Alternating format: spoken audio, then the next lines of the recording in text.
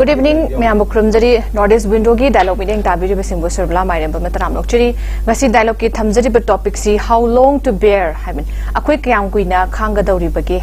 Mamang Chahigi, a quick hoki, but Chahigi, make it a home de Hauraga, Sifa was lip and Chatara Klipa, Tamapan, Mapung Chatana Faraga Hendorak Lava, Quigi, Irang Asina, Kunai, Sita Satina, Equid Awaba Piri, and a quiggy, a Kayanquina Awaba Sing Si, a quiggy, a Missy Minagi, a Toiba, Quiggy Mira Kolgi, Masigi Tating, a quiggy Hana Sunabagi Lan, and the Amadom Damu, a quiggy, a Poche Maman, a quiggy Hengalapagi Tang, Bagi Awaba, a Degiti, a quiggy security forcing Sigi, a quiggy, Kano Hybatade. Yam the brute force to about Hong Sing, Loina Quiggy, Lady Bakui Presam Yam Sing Si, just like a Second World War Gimatanda, a Quiggy Nazi Sing a Zoo Sing Sequi Getoda, completely under their control, the Quiggy concentration game, the Kupayam Plantopayam, under a Quiggy strict restriction Gimakada Tamba, Domina Quisi, Lum Chatpa Yadaba. Sumaina Aquina one, we are just like living in ghetto today, Sigi conditions and Aquin lazy. Sumaina Aquina Isagi, Quiggy. Ning tamba gi koi se mahau se fangdana democracy na koi de pidi ba koi democracy ki kana basing si masi fangdana koi kyan koi na khangdana leiga dawri bano haibasi a chauba wahang amo oidi adana koi hira masida naina bai damakta koi studio ro jing deng sin le birai kai kumna je panelist ani ti ahan bada oza hareswar gosami akoi gi myam na oza imo hairaga su hena khangari ba author and political activist taram nokcheri oza loina na koi lengsin dona le biri basi akoi gi SM Jalal president amoko oza bu taram nokcheri thagacheri oza I had dialogue hand round si Oza Canada, Ozaimoda Lactogoza. Ozakogi Hadak Lanse, Harakramatung, the issues after issues, and I'm lepalating as you am Tongi, a quid no wake up the bar, Mapam Pumkudingi, Kamel Lokta, Adegi Santipuda, Pukauda, Adegi Bishempur Murangum Saita, Kumbida, lepalate, Sumaintodana. Handa mo to koi pong sana sugunusta koi nimit mangari matak tahanan nong may yamade akano makangi bom thadaraga landarak tana miyam se yum kai kano tawdan laibe potnam laikre aduga mo akoi se ngarang maksida koi gi chairap court state da thokri ba thaudok si irang se koi gi chingaril gi testpur gi 5th IRB gi sigi battalion se gi koi gi kutu kulai koi gi nomaina chingwa laki haiba gi wahauda masida koi gi fuwit koi kapthorak pada asok apan nang mokot pa mayam laikre si manung da koi gi laingak adagi police na masida koi gi miyoi Fagale Harakanda, Kogi, judicial custody, the jail that cannot talk about Sigi Matunda, Narangsi, a quick quarter Putoracomatam Sidani, a Kogi Miam, Nako Imam, and Matomzilla, and Micham Sing, condition Yaud and Tadoka, the Vanina Tragedy, Hongjang Mam, Tatakadri have posting Silake, Aduga Muxi, Sige, quick and Notarapasida, Command Police, Aduga, Central Security Force, especially a quick RAF Kambusina, even court complex, the Koi Movom Kapsin Ba, Mam Asoka, Mam Yauba, Sige Tawong Sing Sem Wakogi, Ukil Sing High Tide, who condemned to what lawyer sing a quick Wakani from Tataki Siko Pausing. Kana to me amam se leire ado oza laktening bezi huji akoi gi lan si onaba issues me am sum lan se de samthara ga mathang mai kai kudi ma ka thoklak pasina koi gi amarom da chat ki ga dra habi gi miyam da koi gi mi pai besi koi leitab din nate aduna koi mari leina besing matang si da koi kupna adi yam fazana section na koi gi tizil hoba yingsel hoba na traga de koi me kai kya de gi som koi gi masi makhata na thorok pa ya ba gi kano se lai ga dra habi gi posima lai that's why se kamai jing biuza Yamsumi Surala, Uzik Labor, Pumsi, Yam Quisele, Tatara, Puzzle, Kadora Habitare. The Nasibo, Wata, Pagadra, Harga, Sungat Patava, Adum, no Monataga, Noma, Nini Humni, Santiu in the Leru, Amoita Hova, Amoita Topa, with the heavy Rimayam Duni, Uzik Labor, last 6 days, Samuksi, Cookie Milton Singna, Sugunugi, Zagasinda. Moki Makogi Kul Hek to Ren Wang the Leva, Lailong Pai, Amasung Dongyang, I was a Gasidaki, Mokoina Bom Mayamama, Nongi Mayam Kapsalapa, Adugi problems, Yam Chong and Marie Mangat Tarukni, Sile Roga, Nasikat, Akuishuma Pondura, Samaksu, Quitim Mamasarubani, Akoi Yutki, Adu Nasi Maktikitang, Nasigo in a Dikitang Santiu in a Lehori, Nasi, the Horen Dang Kari Tokani, Hayen Kari Toka the Gahabudi, Akoi Kandi Havatare, was like uncertainty, Koi Sigma Potse. As a Sigmatanga in terms of Ningisi, the same Haida, the Pali government enough. Anavagi Layung hit the Sing Kang the Bara, Nataga, Kangna Kangjan, Nadabra, have a port of Makata lady, Koi Matang, say the punning Havitare, Hining Havitare. Madugi Maram de Kay, no Hamilton, Heck Hovagi, a heck de one the Givu Habiare, Makoi honorable CMs in a Kari Hagi Hamilton, कोई हुजी हुजी मतमदुदगी होरेबा थोइबि इरांगसी लो and order की फिवम fail होबदैनि ना मसामंगना मुहाइबा लेखरे अदुदगी मसी कनामतना थोन मनते आइना सोइबदगी थोकपनी आइगी फॉल्टनी हाइबसु अमुक लेखरे supreme court of India ना honourable supreme court ना totally low and order Manipur से कोलैप्स तौरे हाइबना चिंगबा लेखरे अदुगो ऑनरेबल गवर्नर ना सु ड्यू टू इन्फिल्ट्रेटर्स ना हाइबा लेखरे सॉलिसिटर जनरल ऑफ इंडिया ना सु म्यांमारीज नेशनल चंग पैने हाइबा ले अदुगो अमित शाह ना सु इलीगल माइग्रेंट ने ना चंग पैने हाइबना चिंग मयाम अमा आइना हाइजनिंगेदी अनाबसी लाइवोंसे अमा अनि तौरगा सिनी सिनी हाइबा तसेंगना सिदा नाबनी सि तौबनी हाइबदु नतब मखन मखन की मियाम सिदेदा प्रजा मियाम सिदेदा कोई उच्चाइरिबरा करी तौरिबनो कंफ्यूज तौलिबरा ज्ञान मांगलिबरा कैनोमदि तौरेब अमा मोय हाइजन अमा मानन मदुगी प्रमाण ओं पिसन कोई पांथै ओं पिसन तौरगा अदु ओइरबोय सुम निंगल थमई सि याम कुइरे हौजिकसु अदुम हाइबा लेप्ट्री मखन मखन गी अतै इतै मयाम अमा अदुना थोइबा मयाम से कोई ओइबा पोछि इशू मयाम सु मरक सिदा अमुक अखोगी कम्युनल गी अमुक सागत के तौबा अमगा अमुक यंगथिनन के तौबा अमुक तौबा मयाम सु यावरी अमरोमददि अखोई से लाइबक फै हाइबसु याय अदुगा लाइबक थी हाइबसु हाइनिंग मरमदि करिनोदा अखोई लैरिबा इंडिया की सेंट्रल गवर्नमेंट की अमसुंग मदुगी मखोगी खुलाई ओरिबा मखोगी पांबई ओरिबा अदुगुम स्टेट गवर्नमेंट अनी सिगी अखोई मरक सिदैदा मखोइना सानबा गेम प्लान सिदैदा चेस बोर्ड सिदा कोइजे यामना पाउन मोइना खोंगमी मोइना कोइजे मोइना इनिंग माइकेदे इल्लिब्राइजे खंदबा ngamakteb मसी ngamapai maram मखोइना मसी ngamaibasi पृथ्वी की मालेमगी एनी फील्ड हाइबे मणिपुरी सिंह मणिपुरी मैतै हाइबे मणिपुरी मुस्लिम मणिपुरी मैतै बामोन मैतै मुस्लिम लु यावरेको मैतै की इंटरप्रिटेशन ला कांसिदैदा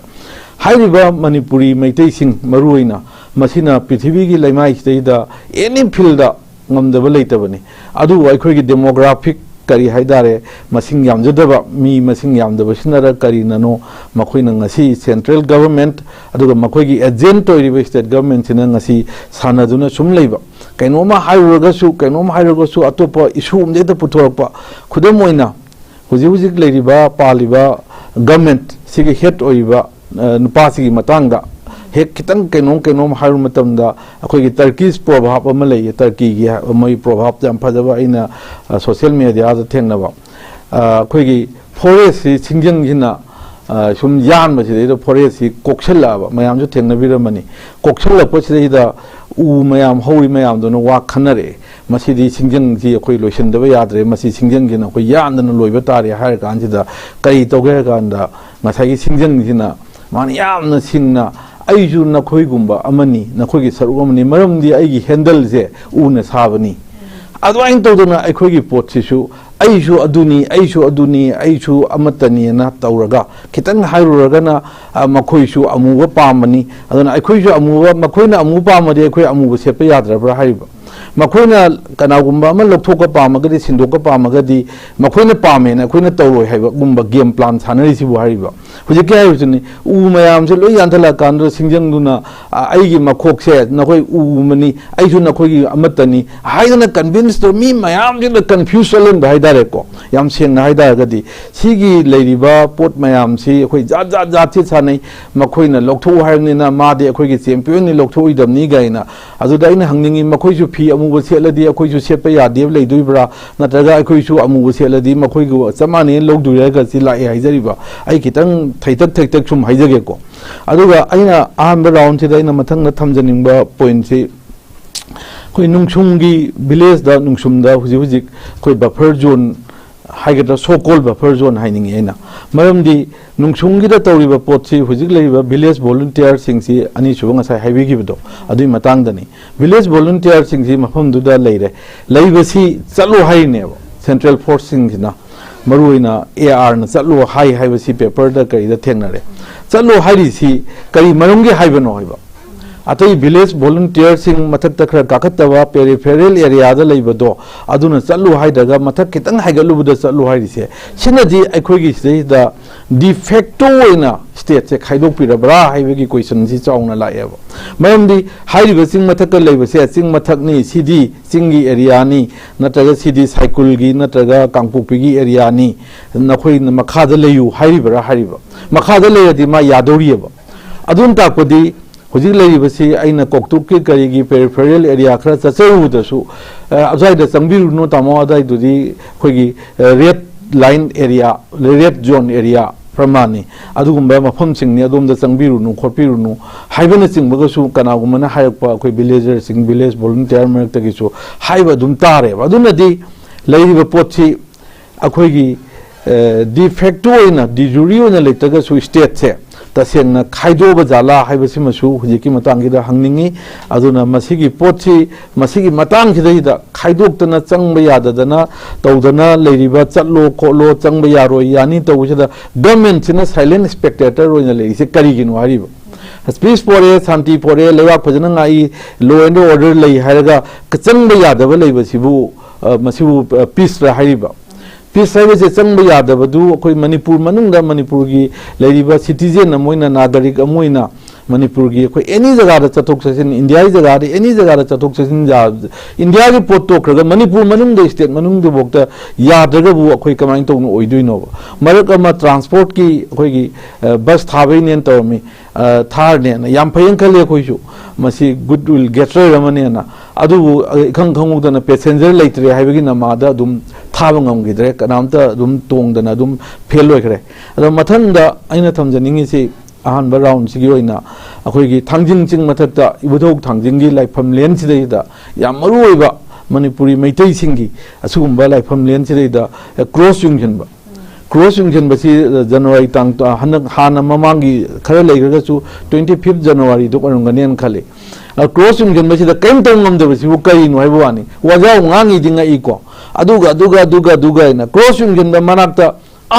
Chuasampur manungdasu nataba inang nakpa jaga sideda cross ama yungbadu lokthok pangamdaba changmangamdaba aduga miyamdasu amuksu aduga adaga no wajaudi du ngangba mastabu ware ai tasengna haigadi marmakta aikoigi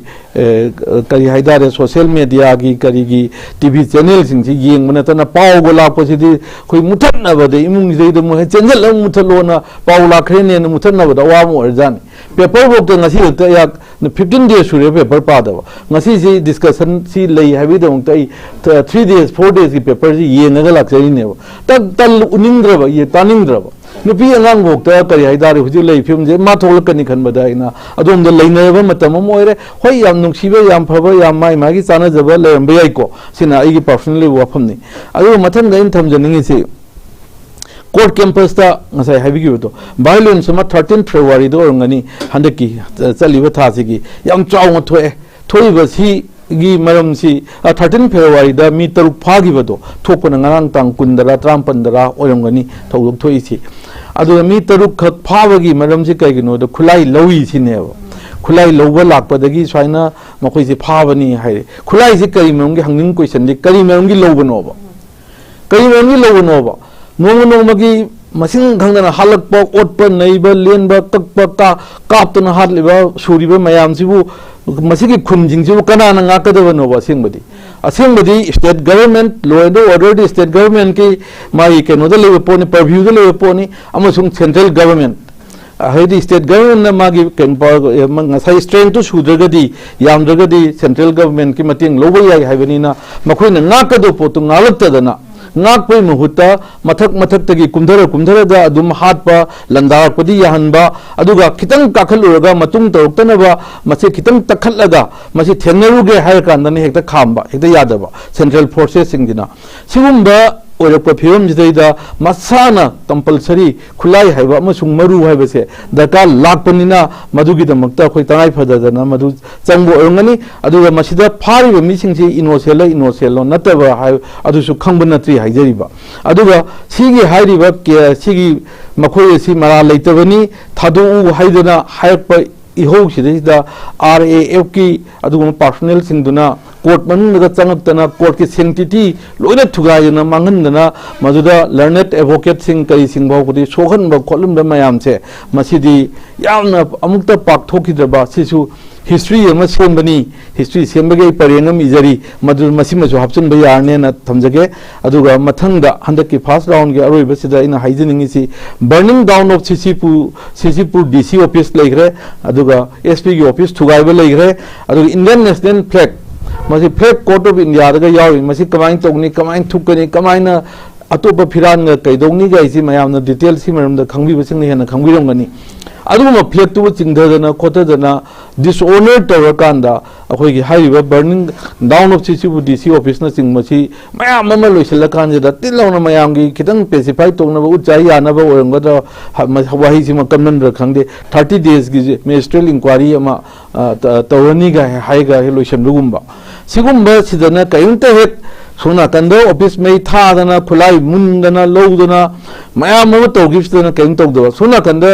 खितंग सही मसागी नाकथोक चनबसी लेरक्तबदगी state government तौबिगदो पोतो तौरक्तबदगी central government तौगदो पोतो तौरक्तबदगी नाकथोकनबा चंगुबा मिसिंगदो तसेंग आयावबरा यावदबरसु खंगदबा मिसिंगदो अदुबने हेक्ता फारगा हेक्ता दंदी लोजे स्वाइददा लेबा चिंग मानददी लो लेतबा सिगी पोटसिनी हुजिक लेइसे था तरा फाजलाबसिदा लेइबसे लोजे मफम खरा खरादा अखनबा मफम खरादा लो थंबा चिंगदना हाइबा लेरिबा हुजिक मयामना हाइजे हाइरिबा कुकी जो एरिया सिंगदना लोजे अमत्त लेत्रबा पोट अमनेबा स्वाइदना लो लेबा मानबन तौसनबनी अदुना लेरिबा हाउ लॉन्ग टू बियर लेरिबा क्वेश्चन दी अखोइ सिगुंबा थौदो वाथोक सिंगसे अखोइ कयाम कुइना खानगिदुनो ngasi bawbata masen na khoina thogan bani haiba ta seng na lawang am mi se manipur da yamna tangi yam sing yam de adui mahutta amaromda ama thaidok ka thaijin ga taunaraga yam janai noiba course mayam su yauri taunaraga leibani aduna akhoi kyam kuina sigi pot se khan gi duino haiba se masi yam chumba ngasi gi topic se masi ahan bagi round gi oina ri wafam je thamjaraga tension jage याम फजे उजा थागचरी अमल चुम थंबिरे मथंग उजा जलांदा उजा लाक्चनिंग बसे अखोइगी नुंगसुंग गी सिसुनी अखोइगी कनोसे उजाना सबे पनबिखिबदा कनोसिंग गे लाइबे यारो चलो खोलवाइन तवै मतंग सेदा याम फजबो उजाना पनबिखिबदसु अखोइगी सागी खुलाई लाप खोटबगी मतंग दसु अखोइगी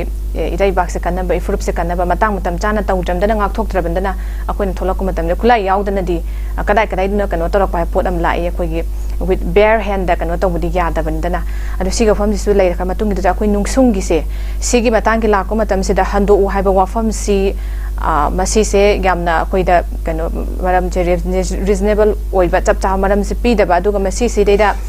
kano se ar na sigi matang da akoi gi tongan ba apa ba ukulai kadi gi noina akoi miyam na hang na ba hai tare wa hang akoi gi changgeng to bai tap ta kap na khot na to wa sing mai kano mayam am su lai khre adu ga se da moina akoi gi thogla iba akoi ku मिलते हैं नोंग हे काप थरे एंगा the काप इ हाबे area सिंग गिदा हेक्ता हल्लगा अखोगी चपचाना मतंग चाना मयोंग या बय वफम सु लेते अखोई कुमै वने येंगा लेबगे हाबना टिंग मयाम से नंगांग नरगा कोइ नैनरगा लेरा पोनी मसिदैस्ता एआर गी थावोंग सि मोइना कनो से करिनु हाबा कनो से म चाउंग हांगिबन साइ वाइस जा कमाय येंग बिउजा थोइबा वाथोक सिगे मनुंगदा अखोइगे प्रजाना अखोइगे प्रजा की पुंसी ngakchanaba honaba प्रजाना अखोइगे लंथुम ngakchanaba honaba प्रजाना अखोइगे फुरुप कंजनबा अदुगा फुरुप ngaknaba honaba प्रजाना लेपाक ngaknaba honaba अदुगी अखोइ कंपेल सिचुएशन अमदि हाउजौजिकी सिचुएशन सिदा लैरबनिना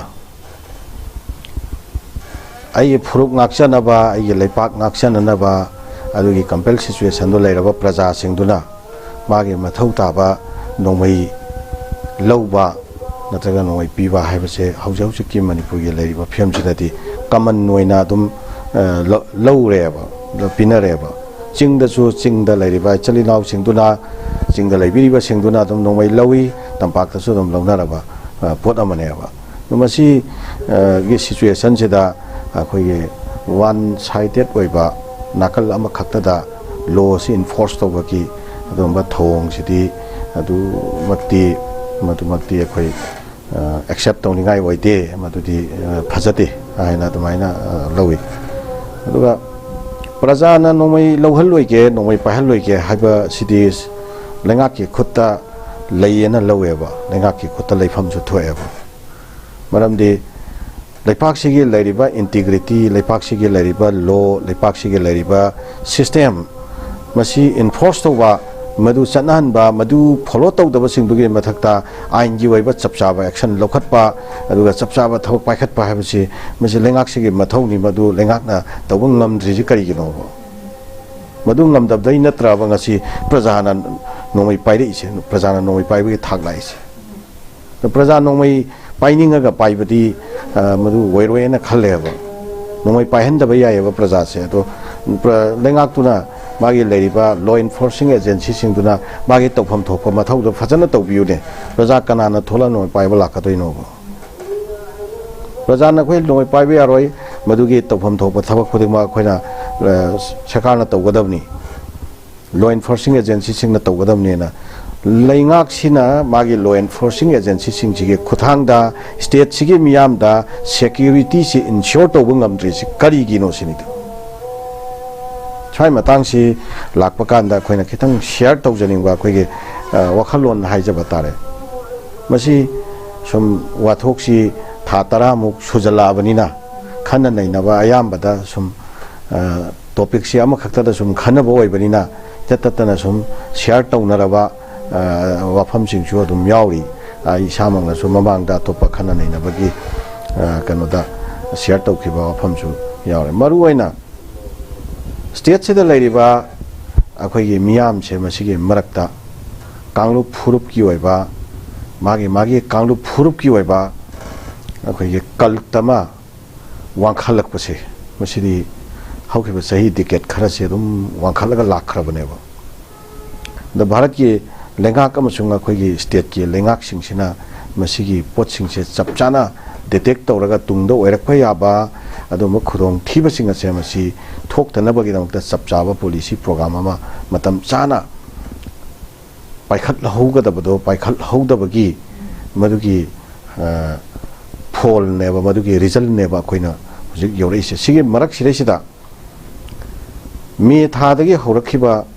सिगे पोटसे मसी अखोइ हौरक्तिंगैगे ममांग मतम खरगी ममांगदा कांगलु फुरुप सिंगसिगे मरक्ता अखोइ तोंगान तोंगान बा इशू कयादा अखोइ याम प्रोवोकेटिव ओइबा अदुमे एटमॉस्फियर अमा मणिपुरदा लेरखरेबा स्वाइसिदा अखोइगे लेंगाकना चपचाना मदु दा करिगुंबा वहनिंगदबा थौदोकसिंग थोलक्तननबगिदमता पाइखतफम थोपा थबकसिंगसि चपचाना सिक्योरिटी की खुथांगदा पाइखत पिरमगदबा पोटने हाबा अदो तांग अहुम से लाखरे तांग अहुम लाखपा मतमदसु लेंगाकी लेरिबा सिक्योरिटी फोर्सेस सिंगसिना चपचाना थबक तौरंबा याब्रा हाइना अखोइ खल्लेबा मरमदि इरांग हौरइबा मफम खरदुदा यमना अकनबा रेस्ट्रिक्शन अदुम लॉ इन्फोर्सिंग एजेंसी सिंगजी खुथांगदा क्रक लाक्सनबा अदुम ngamba capacity akhoi adum laiyena khalleba ko noma nini humni sida adum irang se pura tight in hand da akhoi under grip ta ko akhoi phajana thamba yaramba pot ne adu wayena akhoi thajabagi wani ko chum ngamjungam pham thoi na lenga kama na madu control to bung ngamdre hai taraga da du failure do adu di kana ge daita no lengak si ge daita ne adu to drakanda प्रजा सिंगसिना मागी मागी मसा मसागी पुंसी मसा मसागी लंथुम मसागी फुरुप अदुगा मसागी मरिपाक कंजनबगी प्रजा सिंगसिदा compel situation अमा लाखरेबा मोइ प्रजा से थोगा प्रजा से मसाना तौजद यादबगी दायित अमा लाखरेबा मरमदि तौगदब लेंगाक की लॉ इन्फोर्सिंग एजेंसी सिंगदुना मदुगी थबकतु तौरक्त्रबनिना पाइखत्रबनिना अदुदि प्रजा से लान ngaktaba yadaba लान तौदबा यादबा कंपेल सिचुएशन ओहन खरेदना अदु प्रजा दु लान ngaktaba यादबा कंपेल सिचुएशन लेन खरकादा लान ngakpada changba nomaidu प्रजा न लौगे ना हाइबा कांदा लौरकाना अमुक फारगा मोइगी मथक्ता लोगी थबक पाइखटखनी हाइतारगदी मदुगी थबक तो फजना चपचाना चिंग अमसुंग तमदा यमना रेशनल ओइना चपानाबा मियंगदा मधु पाइखत पिरब्रा हाइबा अमा दरकार लेरेबो चिंगदी मधुगे पोतु पाइखतपगी पाउ से क्या ताता देबा यम चंबा लॉजिक ता द तंपाक्तदा करिगिनो लॉ एनफोर्स तौननबनी हायना मचेत मकाय ओइना तौरी सिना करी मियंगदा तौरिनो हाबा पोरमा अदवाइदि येंगनिंगाय ओइ मदु अखोइ एक्सेप्ट तौनिंगाय ओइदेना खल्लेबको स्वाय मतंगसिदा अखोइ लैंगाकसिदा चपचाने स्टेट लैंगाकसिदा एम्पावर तौरगा स्टेट लैंगाकसिना नंगना थोकपा फानबा तौ हायना स्टेट लैंगाकसिदा इनथोकपिबमा दो स्टेट लैंगाकसिना लैरिबा सिचुएशन सिगी हल्लमा सिचुएशन सिगी रिजल्ट लमा कमाइना पुरक्कदगे हायबदो तोंगान तोंगान सेक्शन की कालुप की मियाम सिंगसे मसी इंटस तौरगा फजना तोंगान तोंगान मखलगी वारी वताई सादना तौरगा मसी मरक्ता अखोइगी शांति ओइबा दुगुम्बा इंथबा तपथबा दुम्बा खुनाय अमा ओइरक्ननबा स्टेट लैंगाकना मसागी ओइबा मोंगदा फजना पाखतसबा मा नत्रगना स्टेट लैंगाकना तौबदा मदु खुदोंग चाररोय हायबा लैतारगति सेंटरना मदुगी यामना कंक्रीट ओइबा वारोय सिलमा यामना स्पेसिफिक ओइबा मतमदा पुरक्ननबगी दमक्ता खोंथांगसे मसी यामना कॉम्प्रिहेंसिव ओइबा खोंथांग अमा सेंटरना लाउथोकपा यारेना पाइखतपा यारेना हुजुक फावो अदो सेंटरना मदुगी खोंथांग दो पाइखतलगा चपचाबा आउटकम अमा लाक्ट्रि फावगे मरकसे मसी मतम खरगे ट्रांजिशनल पेरियड हाइबा तारे मसी अखोइगे शांति लेननबगीदमता नोमै कापनबा हानबा सुनबा सिगुम्बा थौदोकसिंसे थोक्तननबगीदमता टेम्पररी ओइबा मेजर्स खरसु सेंटरना अकक्नना पाइखतलगा थम्फम थोइना सेंटर की लैरिबा लॉ एनफोर्सिंग एजेंसी सिंग पैरामिलिटरी फोर्सेस अमसुंग आगो सेंटर की सिक्योरिटी फोर्सेस सिंगसे मसे करी तौरगा लैरिगे हाबा स्टेटसिदा मखोइसी अखोइगे प्रजागी लंथुम अमसुंग प्रजागी पुंसी कन्ननबगीदमक्ता कनागी कमान मखादा करम्बा इफेक्टिव ओइबा मसक थोकपा खोंथांग पाइखतलिबगे तौरिबगेबा मखोइसी मसी यामना चौबा वाहंगनी मस्वाइदा अखोइना सेंटर की थौसिनसे पुक्सेल सेंद्रबरा थोइब वाथोक्सी सांगना सुम चथारगा लेहनबगी अदुम्बा थोंग अमा सेंटर दा चपचाना लैरबरा हाइबो वाहंग अमा अखोइ पुनमकी वाखल फाउरेबा सि मयाम लोइना फाउनरब वानिदना मसी आरोटप नतेबा फोंगमनेबा अदु तारगदी अदुगुम्बा सेंटरना खुदक्ता लाक्सनबं नंबा लाक्सननबगी पाइखतपा याबा थबकसिंगसे पाइखतदना हुजिक फावबा अखोइगे मियामसे मसी अदुम अखोइगे खांगद ngौरगा थंबा प्रजादौना शुम थम्मिबसे मागे हिडन एजेंडा करिनो सेंटर सिगे मागे अरुनबा मागे पर्पस से करिनो हाइबो सिगे पोटसिनेबा सिरैसिदा सेंटरना सिनबा पोदो सेंटरना थांबा कांगलोनदो सेंटरना थिनबा तानदो अदुदा अखोइना सुम अखोइ डांस तौरगा लैबा तारगदी मदुगे कांगलोनदुदा अखोइ सुम चलगा लै तारगदी ngasi अखोइना फंगिबा नुंगाइतबा ngasi अखोइना फंगिबा ग्रेवांसेस मयामचे मसी एजेटिस अखोइ मखा ताना सोदुम लैखिनेबा अदु तारगदी सेंटरना मसाना खंगना तौफम थोकबा थबकसिंगदो तौद्रे हाबसे खंगबनिना अखोइ स्टेट सिगी लेरिबा पॉलिटिकल लीडर सिंगसे as well as अखोइगी civil society organization की लुसिंग बसिंग यावना तोंगान तोंगान बा कांगलु फुरुप की लुसिंग बसिंग यावना अखोइ अमत्ता ओइबा वाखलोंदा फजना कोक सुमछनरगा सेंटर की लेंगाक मपु सिंगसिदा अखोइगी ओइबा अल्टीमेटम अमा फजना थामगा मदुगे लेवल दा वरी सानरगा कन्विंस तौरगा मसिगी फाइनल ओइबा अखोइगी केनोमा तंगदु लेताबा सिचुएशन अमा पुरक्ननबा मदुगी खोंथांदुदा चंगसनबा याफम थोएबा हौखेबा मतम खरगी ममांगदा अखोइ कांगलादा अखोइ एमएलए मयाम अखोइ कनो अमना लुप अमना कौरा पुंदना वारेप लौदना तवे अदो मयाम यानरे सेंटर दा अखोइगी चपचाबा थोइबा वाथोक्सिगी फाइनल लोइबा अदो तंगदु लेताबा फिल्म पुरक्ननबगी तंकक्ता चंगसलनी हाबगी कनोसी अखोइ यामना पुंगनिंगदा कईगुम्बा अहोंगबा अमति लाअद्रा हाइना अखोइना अदाइदा खितंग अखोइना फावेबको अदुबो लेबक थीबदी एफएमआर हाइरेबा हुजे फ्री मूवमेंट रिजिम अदा हौजिक की मतम से दा फ्री मूवमेंट रिजिम से लौथोए हायर कांदा अखोगी border line से दा कना नोबा से दा फ्री मूवमेंट रिजिम दु लौथोगा से दा मूवमेंट तौरीबा सिंग दु चेक तौदो से प्रैक्टिकल ओइब्रा कनान तौदुरी गे बसी पोचे सेंटर की फोर्स सिंग सिना तौबी गदोरी ब्रा कयम यामना पुक्सेल सेंगना तौबी गदोरी गे हौजिक सिरा थोकपा थौदोक ता भौबा अखोगी मिसंग मिखाई नाइबा अदे योंगले मेलै नाइबा अदुगुम्बा कनोमा थौंग थौसल मैम स्वाद उनर कानसीदा अखोगी बॉर्डर लाइन दा कयाम यामना पुक्सेल सेंगना फ्री मूवमेंट रिजिम दो एनफोर्स तौदोरिनो अदुगी पोतु क्याम इफेक्टिव ओइगदोरिगे सि क्वेश्चन तौनिंगाइनेबा एनआरसी याम दरकार लेबा अखोगी मणिपुर खनरिबा यानद्रिबा सिगे हौरकफम से मरुआइना अखोगी फॉरेन इमिग्रेंट्स की मतंग अदुगा अखोगी फॉरेस्ट की लम अखोगी कनो तौबा मांगहलकपगी मतंग अदुगा तोंगाना अखोगी ड्रग की मतंग सि यामना मरुआइबा इशू ओइबनिना अखोई एनआरसी सि यामना मरुआइबा ख्वाइदै लुरिबदि हौजिक लैरिबा मणिपुर की सिचुएशन से मसी वायलेंस सिचुएशन से मसी लेफंद्रिबा मखैति एनआरसी सि इम्प्लीमेंट तौबा मतमदा इफेक्टिव ओइगद्रा ओइरोइद्रा हाइबदुनेबा अदु मसी की थौंगजि करिनो मपाम्बिदि यान्दना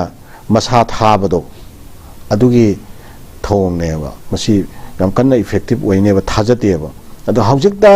अखोइगे मणिपुर खुनाइना दरकार लरिबा नीड ऑफ द आवर सिदा अखोइना दरकार लरिसे अखोइ शांति सि दरकार लयबा पीस अखोइ पीस पामेबा कयाम कुइना अखोइगे मियाम से मसिदा अखोइगी मिलुदगी पिरांग सिंधान खिदोरिबनो कयाम कुइना मचा काइनाबगी मैचाक फावन खिगदोरिबनो कयाम कुइना अदुम्बा इमा इबिल कयाना लमजाउ सोरोक्ता थमोइगे असाकपा मैगा लोइनाना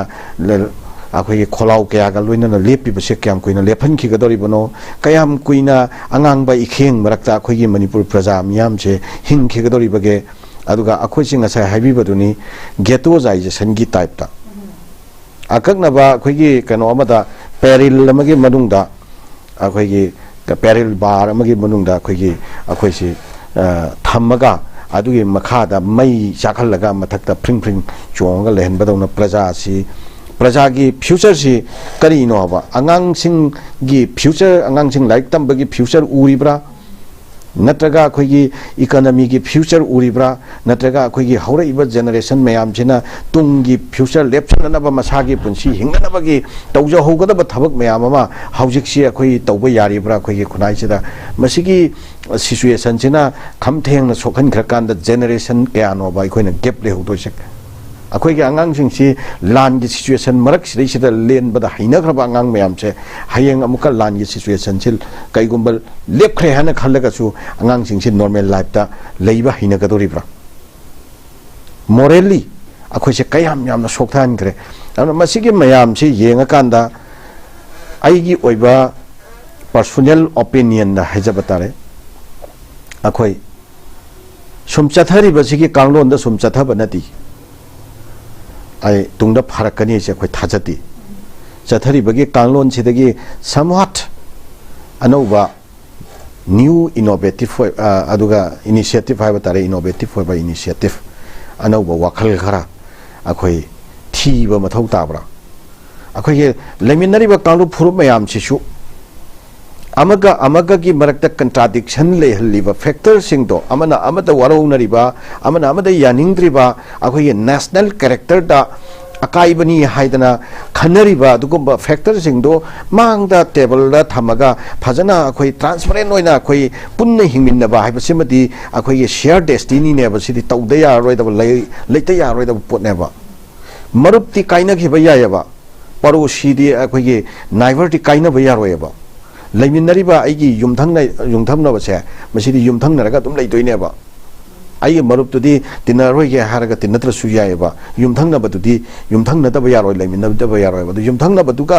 सुम खनरगा लेबा हाइबसे यानदबना सुम लेबा हाइबसे मसि आइगोंदसु शांति फंगोय मंगोंदसु शांति फंगोय इबानीमकि डेवलपमेंट दा मांगनेबा अदे तारगदी अखोइगे शेयर डेस्टिनी मा यंगबा मथौ ताइना शेयर डेस्टिनी यंगसे हारती अखोइगे इरैबाकी इजाति की फुरुप सिंगसिगी पुन्ने हिंगमिनबगी कांगलोंदा काईगदबा फैक्टर सिंगदो मधु आइए कांगलुप लेरगसु मागे कांगलुप लेरगसु माई कांगलुप लेरगसु मधु कांगलुप की हाइन नाइनदबिदा अखोय कमन नोइबा अदुगुम फैक्टर अमोइना लौरकान अदुगुम पोचिंगसे इरेज तौननबा अदुगा अखोयगी फ्यूचर की कानगदबा अदुगुम लंबी सिंगदुदा अखोय कंसेंसस होइना चटमिनबा याबा अनौबा वाखलोन अदुगा पुन्नि हिंमिनबा याबा अनौबा वाखलोन अमा अखोयगी लैरिबा लुचिंगबा सिंगी थाकता कोकसुमसनरगा खनबा अमा मथौ तारकदोरिब्रा नत्रगा सेंटर ना अखोयगी कनोमा फ्यूचर में पीबीरकदौरी हाइदना अखोय या काथोगा अदुम मखाताना गायरगा लैबदा मदुना solution ओइगदोरिब्रा नत्रगना अखोय करीमत मदुगे मरमदा खन्नरुदबिदा एजेटिज अदुम तौरिबसिदा अखोय festive Mukta लैरिबा मोंगसे सिमसिगी festive Mukta अखोय अदुम एजेटिज अदुम लैबना अखोय future ओइगदोरिब्रा Masih amna choba hauji ki manipur khunai da mayok na riba amna choba wahang amani haina adubaina thamjage so yam phase jana marik chuma thambire akhoi gi yamna phajaba maruba point mamam so jana akhoi keno tobikre mark tobikre aduna akhoi irang haurak iba mafam sing ki da jana akhoi hoji gi beshi minadi no makangna dum thoi aduna akhoi na temporary ki oiba se laksana ba haiba sim so need of the hour ni si hamen bathok trabane aduna ngasi amadam ka amne side ani mu sini ahum da sini how long akhoi si do we need to watch all these things kyang ko na dum se koi yeng lai duno aduda aduga akhoi gi forces gi akhoi gi central security forces singi thawong sing matang sana panbi kibdo hoje mayam so chabu hang hangi se sidana akhoi na chingdana ma tamdana ma lo haiba si wahang se dum chawnga dum hang ga leire mayam na no bo oidre aduga basi akhoi gi chingaril gi thawong se ngang puthorap pada thokriba akhoi chairap daga tawkhri aduga on the other hand akhoi gi more gi thawdok akhoi gi army gi kanu da casper gari da kuki khulai paiba singna akhoi na nomoi utpam thada ka khat pa ki han khol han ba taw kiba adegi churachandpur da amanga toi thohan kiba adegi ITLF net akhoi gi saka gi loisang sing thong lon na ba taw kiba adegi DC adegi SP da akhoi ki hala ko pira ko mayam se kem ta taw de haiba sima su chawng na sumaina hanga gale adu mathang aina kanu da lakchening ko se siga su related oina ozai mu da lakchening bi ja akhoi gi hojik ojana su panbi ki da hana need of the hours irang sin nem tha hanba koina misi binai thok tan laksin masi dakar oi bani dana ko ki sugunu gi ko gi kanu gi laloi fai ga ko gi dongyang gi se ko gi nakan ni de gi security ko gi manipur kanu gi ko gi central security eduga ko gi manipur gi kanu ga taraga combing operation combing taw bodagi irang ju jik pudi khanem tharaga kapal le fa gi wafam se thambira bani dana akoina huji nomoi se kapa e hairaga kokina nomoi tor attack tor be area sing khita koina thengaraga sum leibe sigi mahuta hek jaga se khangba kanda koina kudak te immediately changsela kanda maduda koina combing taw bu oira su kudak ka taw ba ya bagi sigi pose ya ta ba za la za masi kamai taw bu za no masi sai matang se kamai thambini ga za sigi matang dani huji mamang su thambigi ba tari haiba tare huji leiba phibum che masi thawaina plan nama yaubra kamai tawdana masi center gi adugumba tasengna haidagadi makoini ibe script to da akhoi se madura akhoi si act toribra acting toribra chatlibra haibi question nama chawng lai se ai marup jalana su thambi gi batun aduna sidani akhoi gi laiba state government sina state government ama oina makhoi si lingkhat bagi miyam na makhoi bu khan bagi government pahin bagi purpose si kari no have question la lai si makhoi si center ne ibe script tu gi matung ina torok pasida manipur gi miyam da praja miyam da mang targa di no haiba ngam ma da ka lai mathong na pha da ka lai aduna aina sum tawada lalambe ai chumbe ai maru enu khujiki sugunu gi handak ki phonghong sari wafam si masi akhoi gi ayambana village volunteer sing khul ngakpa singna ngakpa adurigi mokoi si henjan mangamdaba natragadi sugunu ga si pingchai chai ru ja ni moi leram dragadi aduna mokoi ni henjan ba ngamdaba ngasai gi hariba state ki thwa yawjaba force mayam am lei adu su mokoi su aya ya da order am gi makha da leibani na script center ni irakpani state ti act to bani adu react to ngamdabani script se lale haidana yet padu ngamjadabani na mokoi di limitation mariba majati bunung siwa state force ta mayam jaw go so makhoi limitation mayam am lerum gane na khali adu suna kangi center gi leiba force di akho noi kitang matang chadri ngasi mak pa amaga pau phauna ga kitang nemdahan gi si ga na haine bagi mami ga so dum tai haijari ba khujiki sugunu gi sei da adu gedi kitang nemda gi si kamna ginu kamno haibana ching bagi pot si ꯑꯩꯈꯣꯏ ꯃꯩꯇꯩꯒꯤꯗꯤ ꯑꯩꯈꯣꯏꯅ ꯀꯥꯞꯄꯨꯕ ꯍꯧꯔꯨꯕꯒꯤ ꯄꯣꯠꯇꯤ ꯂꯩꯇꯦ ꯍꯥꯏꯖꯔꯤꯕ ꯑꯩꯅ ꯈꯪꯕꯗ ꯐꯥꯎꯕꯗ ꯑꯌꯥꯝꯕꯅ ꯍꯧꯖꯤꯛꯐꯥꯎꯗ ꯉꯁꯤꯐꯥꯎꯒ ꯇꯧꯔꯤꯁꯤ ꯍꯥꯏꯔꯤꯕ ꯉꯁꯥꯏꯒꯤ ꯀꯥꯡꯕꯨꯁꯤꯡꯁꯤꯅ ꯑꯩꯈꯣꯏ ꯂꯥꯟꯗꯥꯔꯛꯄ ꯑꯗꯨꯒ ꯑꯩꯈꯣꯏꯒꯤ ꯍꯥꯠꯄ ꯇꯨꯞꯄ ꯃꯌꯥꯝ ꯑꯃ ꯆꯠꯊꯔꯛꯄꯒꯤ ꯋꯥꯔꯤꯗꯨꯅꯦꯕ ꯑꯗꯨ ꯅꯈꯣꯏ ꯉꯥꯏꯈꯣꯅ ꯉꯥꯏꯔꯕꯅꯤꯅ ꯑꯩꯈꯣꯏ ꯃꯩꯇꯩꯒꯤꯗꯤ ꯌꯥꯝ ꯁꯦꯡꯅ ꯃꯈꯣꯏꯗ ꯆꯪꯁꯤꯜꯂꯒ ꯃꯈꯣꯏꯕꯨ ꯑꯦꯇꯦꯛ ꯇꯧꯕꯒꯤ ꯄꯣꯠꯇꯨ ꯂꯩꯇꯕꯅꯤꯅ ꯑꯗꯨ ꯃꯁꯥꯅ ꯃꯈꯣꯏꯅ ꯇꯧꯔꯛꯇ꯭ꯔꯒꯗꯤ ꯑꯗꯨꯝ ꯏꯪꯉꯤ ꯍꯥꯏꯔꯤꯕ ꯑꯗꯨ ꯃꯈꯣꯏꯅ ꯍꯟꯗꯛ ꯉꯁꯤꯃꯛꯀꯤ ꯁꯨꯒꯅꯨꯒꯤꯗ ꯏꯪꯉꯤꯁꯤ ꯃꯈꯣꯏꯗ ꯀꯅꯥꯒꯨꯝꯕ ꯈꯔꯅ ꯑꯩꯈꯣꯏꯒꯤ ꯗꯥꯏꯔꯦꯛ ꯇꯧꯔꯛꯑꯒ ꯃꯈꯣꯏꯗ ꯑꯩꯈꯣꯏ ꯅꯣꯏ ꯉꯥꯏꯈꯣ ꯀꯥꯞꯈꯤꯅꯨꯒꯅ ꯇꯧꯔꯒ ꯏꯪꯊꯕ ꯃꯥꯟꯕꯒꯤ ꯃꯃꯤꯁꯨ ꯇꯥꯔꯤ ꯍꯥꯏꯔꯤꯕꯁꯤꯗꯩꯗ ꯑꯗꯨꯅ ꯍꯧꯖꯤꯛ ꯂꯩꯔꯤꯕ ꯄꯣꯠꯁꯤꯗꯩꯗꯗꯤ ꯍꯧꯖꯤꯛ ꯉꯁꯥꯏ ꯑꯩꯈꯣꯏ ꯃꯔꯨꯞ ꯖꯂꯥꯟꯅ ꯍꯥꯏꯕꯤꯈꯤꯕꯗꯣ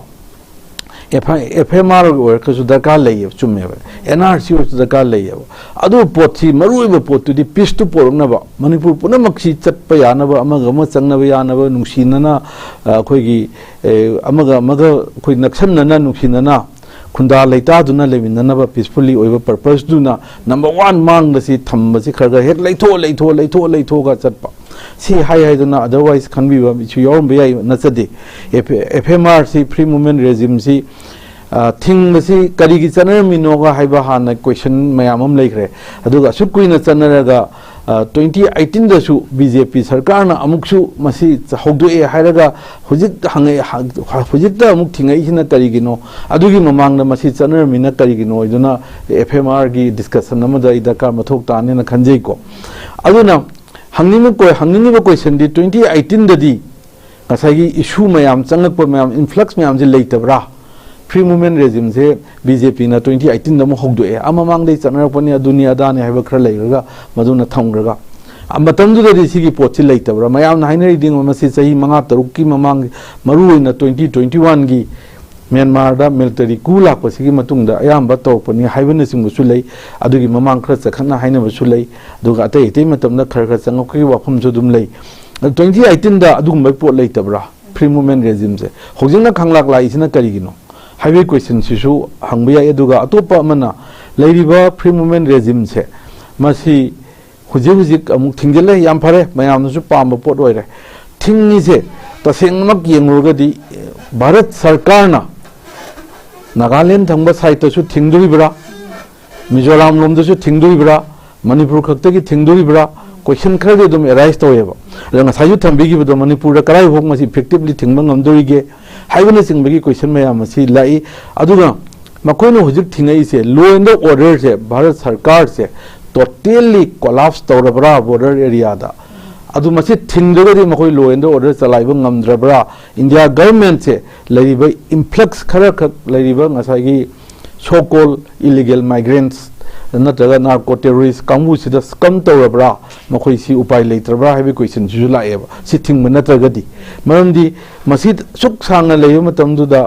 अखोई सांग चनबगी मरम मयाम सु लेरंगनी द इन्फोर्स तौबसे हंदक खंगम ngमद्रबरा फेल ओरबरा हाइबेगी पोचु दुम लाई अदुना फेल ओय हागदी थिंग ताबनी थिंग मदु इफेक्टिवली तौंगमगदा ngमोइदेबी क्वेश्चन दे दुम लेनी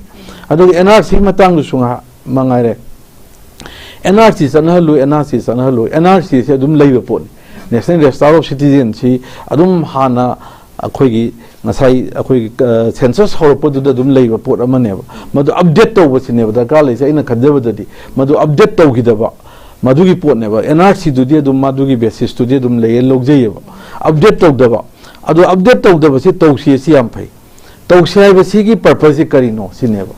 NRC की पर्पस दी यामना मखन मखा यामना कोई खाइदोकपा सिनबा याबा मादी मल्टी फेसेट ओइबा हिदम क्या सिन या पोट अमनी अदु मणिपुर की मियामना पामबदी आइगी वखलोंदा अखोई इसानसु पामजबसी NRC सी फुल्ली चनहलगा ngasai leiriba potu revive tawraga chanahalakanda akhoi foreigner detect tawgi potne aigi wakhal so far my knowledge is concerned NRC chanahalu do haiga di mapung pharabara loirabra do ida full stop oirabra idu de natabra khali NRC chanahalaga 1951 da khoi 1961 da akhoi BSER ma semaga madudagi akhoi foreigner detect taw haibo ogadong mali akhoi wakhal de intention di aduni aduga adu sunga natrabok de NRC ama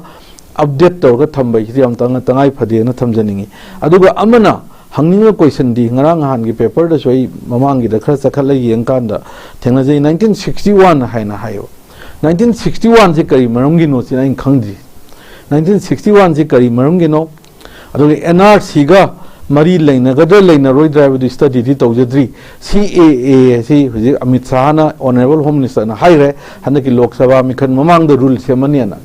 rule सिदा सही हानगी अइना पाव मतमदा हानगी bill लगा यावदी सही trying थोयमा सही अनियमा अदु अदा maximum सही 13 अदु ना खर थेंगनजगी सबचान दि लोइनमंग निंजंगद्रे अदु से बिल सेमको मतमदा हाइबा लेबाक अहुम पाकिस्तान ने अफगानिस्तान ने बांग्लादेश ने धर्म तरुक चटपा एक्सेप्ट इस्लाम नतब धर्म तरुक चटपा मी सिंखिना चंगागदी हाई कोई इंडिया द सिटीजन उन यानी हाइबनी ना खल्ली आगी माई बेसिक केनो से अदो एगदि आइना थमजनिंगिना हनकी सेमगदोरिबा ngसाइगी लाकदोइबा CAA गी रूल्स तो अदुदा सही कुन हाइरोने सही कुन नत्रगा कुंथ्रा हाइरे लौरसेबा अदो एगदि ngसाइगी सोना कंदने NRC दना 1951 ना मितो खंदो हाइरे सोना कंदने सही कुन नत्रगा कुंथ्रा जी क्या हाइदुनो चपचांग खंगदि बिल जी केनो रूल जी उद्रिबनिना हाइगदि कंट्राडिक्ट तौरोइद्रा हाइबदि सोना कंददि बांग्लादेश ता लेबा हिंदू मना हान ममांगदि हिंदू ओइगेरा अमो फॉरेनर्स आर फॉरेनर्स हाइबनेबो हुजिकति मदुइ पोतो थुगाय कदुनि फॉरेनर्स एक जलोइ समदोर कदुनि रिलेटेड ओइबंगै थुगायन खलसि अदुइदा हुजिकि मुन्ना कोइने अवेयर ओइहोगदबसे आइना खंगदबदगी ओइबसु याइ मदुदि हाइबा ngसाइ रूल से पुथोरकाना चै कुन नत्रगा कुंथ्रा हाइरमसि चै कुन हाइरगदि 2000 ना ओइदोरे मा बांग्लादेश ता लेबा नुपा अमन इंडिया दा चै 2000 दे लेदागदि चै कुन मरी से लेदागदि सिटीजन ओनबा याइ हाइदुइनि अदुना ngसाइ NRC 1951 ना नत्र 61 दा बेस यार ओइयो हाइबदो अदुगा कंट्राडिक्ट तौरोइद्रगैसि याम कुमना यंगोबा मा मथौकताइ हाइजरिबा हाइजरिदि हाइबदि मा NRC दुदे कोइ 51 दगे हाइरे तथा 61 हाइरे सोना कंद ngसाइ लेरिबा CAA गी रूल्स तुम तुंगनदि 30 इयर्स हाइरो अदो दि अनिसिगा से कोइ कुमना अखोइगे अखंगै सिंगना लीगल एक्सपर्ट सिंगना यंगबिबा मथौकताइ अदुगा अखोइगी हाइगदबा यंगदबा तौगदबा सु तौग मथौकताइ अदो करिगिदमक्ता 1961 हाइनो चाहिँ खंगदि आइना 1951 दे कवकौ खंगजबदा अखोइगी 1947 दा अखोइ इंडिया से निंगतम मतुंगदा इंडिया कॉन्स्टिट्यूशन जी 26 जनवरी 1950 मोस्ट प्रोबेबली मसिदगी अखोइगी चनब हौरेन लौरे सी हौरब मतुंगदा सेंसस सी अखोइगी हौरे सी चनरबनि सेंसस हौरे सेंसस ऑफ 1951 111 तार लाइसी 51 सिनी अदुगी सेंसस 1951 की सेंसस रिपोर्ट लेरिबा पोतो अदुर यावबदुने बे NRC सिगी लाकदोइ पोचे अदुगा माना लिगेसी डाटा यावगदबनि अदु यावगदबनि ना कोना कमाइना रिकंस्ट्रक्ट तौगदगे हाइबदुना तोप पोटो मोइरे अदुना 1951 सी गी ममांगदि अखोइगी लेरिबा इंडिया गी पाकिस्तान गसु अमसु लोइनमक्सी पुन्ने लेरंबनिना खाइदोंगरमदबनिना बांग्लादेशु 1935 गवर्नमेंट ऑफ इंडिया एक्ट ब्रह्मावती खाइदोख्रेको सिगी लेबसिना खाइदोंगरे 1947 दा 49 दा 47 दा कोई पार्टीशन तौरे अदुगा कॉन्स्टिट्यूशन चनरे सेंसस हौरे अदु होइदि खाइदोंगरे मतुंगदगिदि पाकिस्तान दा लेबा मिदु हिंदू ओइगेरा मुस्लिम ओइगेरा फॉरेनर ओइरे अदुगदि ngसाइगी NRC से 1951 सिना अचुंबो ओइगने ने खल्ले अदु करिगिदमक्ता करि बेसिस ता 1951 तौपनो सिम कितंग डाउटफुल ओइ अदुगा आइना 61 कितंग आइंगोंदा खंदबा हाइदारे को कयगुंबा फगी मरुब जलाना कनो तौगो सोरेल अदुम थंबियो 61 ओइबि मरमसि आइगिददि 51 सिने एप्रोप्रिएट ओइन लवेबो अदु आइन थमजनी पॉइंट से अनिनी आहान बगिदना ngसाइगी NRC गा CAA गी रूल दुगा कंट्राडिक्ट तौरकदरा हाइबेगी पोतुमा नंबर 1 दा नंबर 2 दा 1951 ओइ ददना 61 ओइ से करी मरमगिनो हाइबसे हेक्टर मयामना 61 ओयु ना मयाम लाउरी सिंगजा खंगै मयाम जावबनि ना मरम लेरमगने खली आई खंगजेदना थंबनी हानदगिसु मयाम अमना एमसु गी करीगी हानै ममांगी मूवमेंट मयाम दसु 1951 ना अदुम लाखिबा ngakतने हाइजरिबको अदु खुजिंगना मिहोय खरा मना तौरगा 61 नि हाय मखोय फजना खंगोंगने खली अदु मखोयना मतंग चाबदा उंतंग एंगोंदे एक्सप्लेन तौबिरगसु आई मफम मतम अम लाक्जगे जचगे मसी खंगनबैदमक्ता मदुमसोय थमजगे अदुगा आइना मथंग दैना थमजनिंग पोथिना हुजी अखोयनो उरिसी मिहाम निपुम डिस्ट्रक्शन डिवास्टेशन अखोय मांग मताक मयाम से सिदा अखोय फजना उरे फजना मांग उबसिंग से अखोय हाट प तुप खनब चैनब मैथा मयाम से उदबा याम साथीब लेना मै खोयदा हुजी हौरबराय नै खल्लेब सिगे लोइना लोइना मदुदी कैंसर की हाइनब ले अइना खंगजबदी नचदे मेडिकल की लाइन दे लेबा नतमनिना फर्स्ट स्टेज सेकेंड स्टेज योपसे मीजी क्या खंगदी फजन मतम जाना चेक तो होरगदी खंगी नत्रगदी खंगदना थार स्टेज योक्शन की बगी यावी गायना हाइनबसु ताजैको मसिदा अइना हाइजनिंगदी अखोई हुजि हुजि सेलमिट लोनजे हुजि हुजि थोइबा थौदोकसिगा लोइना मणिपुर की मरुइना मणिपुरी मैतई सिंह की सेलमिट लोनजे अदुकी मटिक थीना ए छोअबरा हाइदना ए थमजनिंगेबो मरमदि ngसायु थंबरे प्राइस हाइक की मतंग म लेगरे एनी सिनफम दा लेरम मी खुदिंग कारबार मचा मचा तोजबा अखोई पोत चे योनजबा अमदगी चिंगदगी मानदगी तमदगी अमगा पुथोक पुसिन तौबा मपान की लमदा गुवाहाटी दा कईदा मखादा चचरगा खोचरगा थवे इंखान कारबार तोजबा अतई अतई एनी फील्ड हुजिकसी अखोई इकोनॉमी सी मणिपुर की थीना सोबरा इन खले हाइबा वर्कफोर्स हाइगदरा पैसा नुसा इकोनॉमी की बैकबोन होइबा मरुमपांग इचिलनाव मरुइना नहा सिंगसे हुजिकती लान ngaktab yadabna jati ma kandab yadabnina adomda changre masi government na makoina tawidadana changiba lakhiba paikhiba methar ki matungda mi manga tarani da tulen airport ta tagiba cargo plane achoba mi honba du honba mayam amu unaba unuhuba mayam jawi karai sakhramno khangde husi phai singdu अदुगी महुत्ता अखोगी इचा इनाव अखोगी workforce ओइजरिबा अखोगी चंदाल लंबी इमुंग पुजरिबा मयाम अम हुजिकती जाति म कंदे यादना हुजिक अदोमदा चखरे सिमन नंबर 1 अयामबना मसी कनाना थोन बनो हुजिक लेबि स्टेट गवर्नमेंट अमसुंग सेंट्रल गवर्नमेंट अनि सिना थोन पोट अमनेब अदुगा लोइना लोइना कैदवी अतै अतै फ्री खाउदा अमदा अईगिदा यावजबा इचागी मिंग चनगे अदु तौगे हाइबदो अइना कैदोगे हाइ मतमदा अइना ओइना खोचलगा हामनिंगेबा इचिली नाव मरु मपांग मयामसिना लानफमदा थवाई खुवाकता हावतना थेंगनरबनिना अखोइना खोचलगा अईगी याविबा अंगांग मिंग चनगदबो इबेयाई अमो इबेयाई सिगी पैसा मयाम सेविंग खरा लेबेयाई प्रमाणे मसे इचा इनाव सिंगिना हुजिक लेरिबा अइंग मसिदा मखोइना तोइबा नोंग मरका नोंग चुरानी खरा लेरदि मसे तौगदुबे मयामसे खल्लु मतमदा मयाम सिना लेवाक प्रया पुनमंगनसु मखोई मखोई ले अरे पुनमकसे मसिमसु अदुमक डोनेशन अंगम तौनरिबो हाउ लोंग क्याम कुइना मसिगी पैसा से फिखाउदा क्याम कुइना याउनर क्याम कुइना तौदुइनोबो अदुबोदि गवर्नमेंट सिना लेरंब पैसा अखोईगी मणिपुरी मैतई सिंगी मकुत्ता लेरंब पैसासु लोयहदबा पैसा तांजगदबा इचिलिनाव अदुगुंबा थौना फबा यूथ सिंग मरुइना बैकबोन होइबसिंग अदुसु लानफमदा चंगलगा अखोइजे कंगगा हाट के तौबरा कैनोम तौरी हाइबा ngसाइगी हाइबिगिबो फैसिस्ट की नेचर अमा अखोइजे लेतरी लेरोइदुइनी फिखाउदा अइना हामनिंगेसु लेतरगदि लेरोइदु उपाय लेरोइदुइनेबा